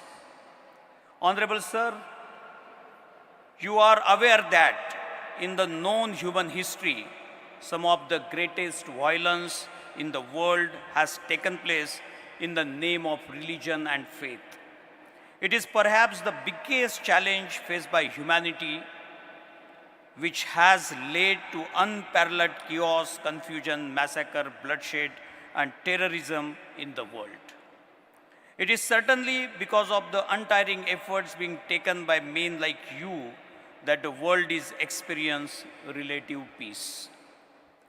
Respected Professor Durham, you are a graduate from one of the most prestigious law colleges in the world, the Harvard Law College, and are currently also the president of the International Consortium for Law and Religion Studies based in Milan, Italy.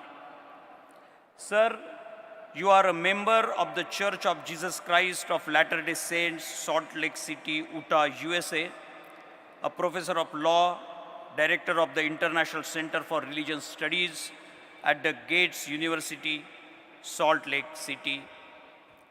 You are respected internationally for your immense contribution to protecting religious freedom across the world. You have been active in matters involving relations between religion and the state, reduction of hate speech, and many other areas that promote dialogue between various faiths. Sir, you are the Secretary of the American Society of Comparative Law, a great authority of comparative constitutional law, and it is a matter of great pride that you have also had the rare distinction of being a part of constitutional drafting projects of Nepal, Thailand, Iraq, as well as several Eastern European and erstwhile Soviet bloc countries. Sir, you are a true symbol of purity of heart, purity of mind, purity of soul, and purity in each and every action. Your entire life has been dedicated to the service of humanity and establishing a culture of peace for the creation of a peace-loving, holistic global society. You are a true ambassador of peace and religious tolerance in the world. You have taken a great efforts to organize the ongoing G20 Interfaith Forum Conference in the World Peace Dome, Pune, and the participating delegates and attendees will certainly remember it for a long time.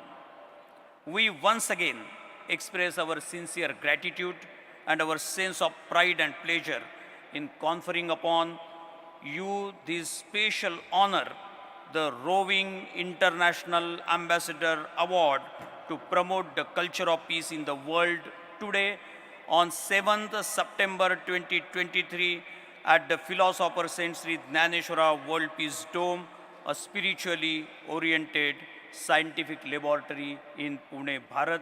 Sincerely, Rahul Vishwanath Karad, Executive President, and Professor Dr. Vishwanath D. Karad, Founder President, MITES MIT World Peace University, Pune, Bharat. end of the citation. I request all the dignitaries on the dais, Dr. Vishwanath Karad sir, all my Brazilian friends, please confer upon this very, very special award, Roving International Ambassador Award to promote the culture of peace in the world. My friends, a big round of applause for a very, very unique award on the background of the G20 Interfaith Summit. A very rare event. I request you, please stand up and give a big round of applause, a standing ovation for this.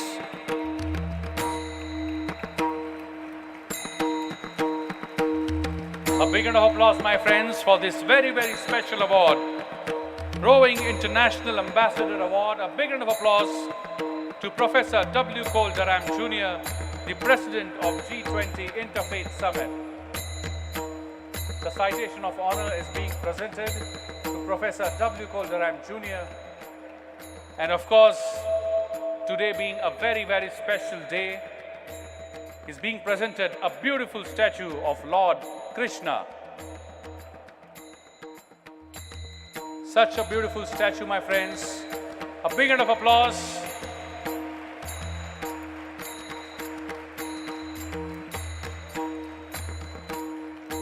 Thank you so much. Thank you so much, all the dignitaries. Thank you so much for being part of this special award.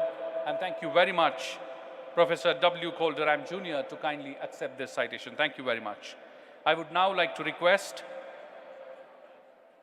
Milind Pandey sir to kindly propose the vote of thanks. Hello friends, good evening. Last 3 minutes.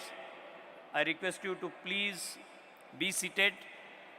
We are at the last stage of the conclusion of this very unique, historic G20 Interfaith Summit at World Peace Dome, Pune, Bharat. I am proposing a vote of thanks. It is with immense gratitude and profound sense of fulfillment that we stand before you today, tasked with the honor of extending our heartfelt thanks to each one of you who contributed to the resounding success of the statue unveiling ceremony of our beloved founder president, Vishwadharmi revered Professor Dr. Vishwashanti Karad sir, and the G20 Interfaith Summit held within the world's biggest peace dome. Over the course of 3 enriching days, we witnessed the convergence of 125 speakers, 3,000 plus delegates, delegation from the countries like Indonesia, Brazil, South Africa, USA, UK, for a shared vision of shaping a world of lasting peace and sustainable development through the prism of interfaith harmony. This summit was a testament to the power of collaboration and dialogue, transcending boundaries and beliefs for a common cause. You are all the Generation G and social media. The news coverage in national and international, more than 81 newspapers. Social media, that is Facebook, LinkedIn, Twitter, X, Instagram, 500,000 posts, 70,000 account reach. Every day, more than 20,000 views to the reels and the various posts. I would like to extend my heartfelt appreciation to Professor Cole Durham, Faizan Mustafa, and their entire team for their tireless dedication and over 90 days of hard work, which contributed significantly to the success of this summit. The team from India, the planning team, the operation team, and so many teams, they contributed day and night for the success of this event. I would like to convey my profound gratitude to Sri Rahul Karad sir, revered Professor Dr. Vishwanath Karad sir, for being our guiding light and for their valuable appreciation of our endeavors. Additionally, I extend my heartfelt thanks to Dr. Ashok Joshi and King Hussain for their unwavering support and contribution to our cause. A heartfelt acknowledgement to all our committee members, the volunteers, the student ambassadors, the peace ambassadors, supporting staff, all MIT WPU, MIT ADTU, who have effortlessly worked for the last 2 months to ensure the seamless flow of this summit. My friends, your dedication and meticulous attention to detail were the bedrock upon which this event stood. Last but certainly not least, I express my heartfelt thanks to all of you, the attendees, for your active participation,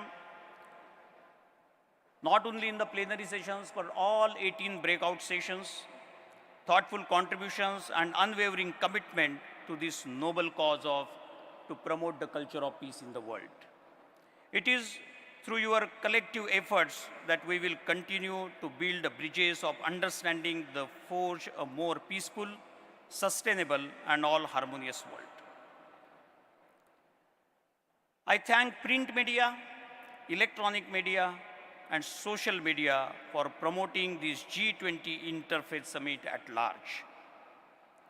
The summit illuminated the path towards a more harmonious and prosperous world, thus showing that despite our differences, there is a unifying thread that binds us all, a thread woven with the value of compassion, understanding, respect, and love. I would like to conclude with a small poem. In harmony's embrace, we find our way. In harmony's embrace, we find our way, peace and progress, hand in hand this way. Sustainable dreams where hope takes flight. Sustainable dreams where hope takes flight. Together they guide us towards a future so bright, Many, many thanks to you. Love all and be peace prevail everywhere, all around the world. Om Shanti, Shanti, Shanti. Thank you so much. Thank you so much, friends. Thank you so much, everyone, for being here today in this Interfaith G20 Summit. And with this, my friends, we come towards the conclusion. I request everyone to rise in their seats for national song Vande Mataram.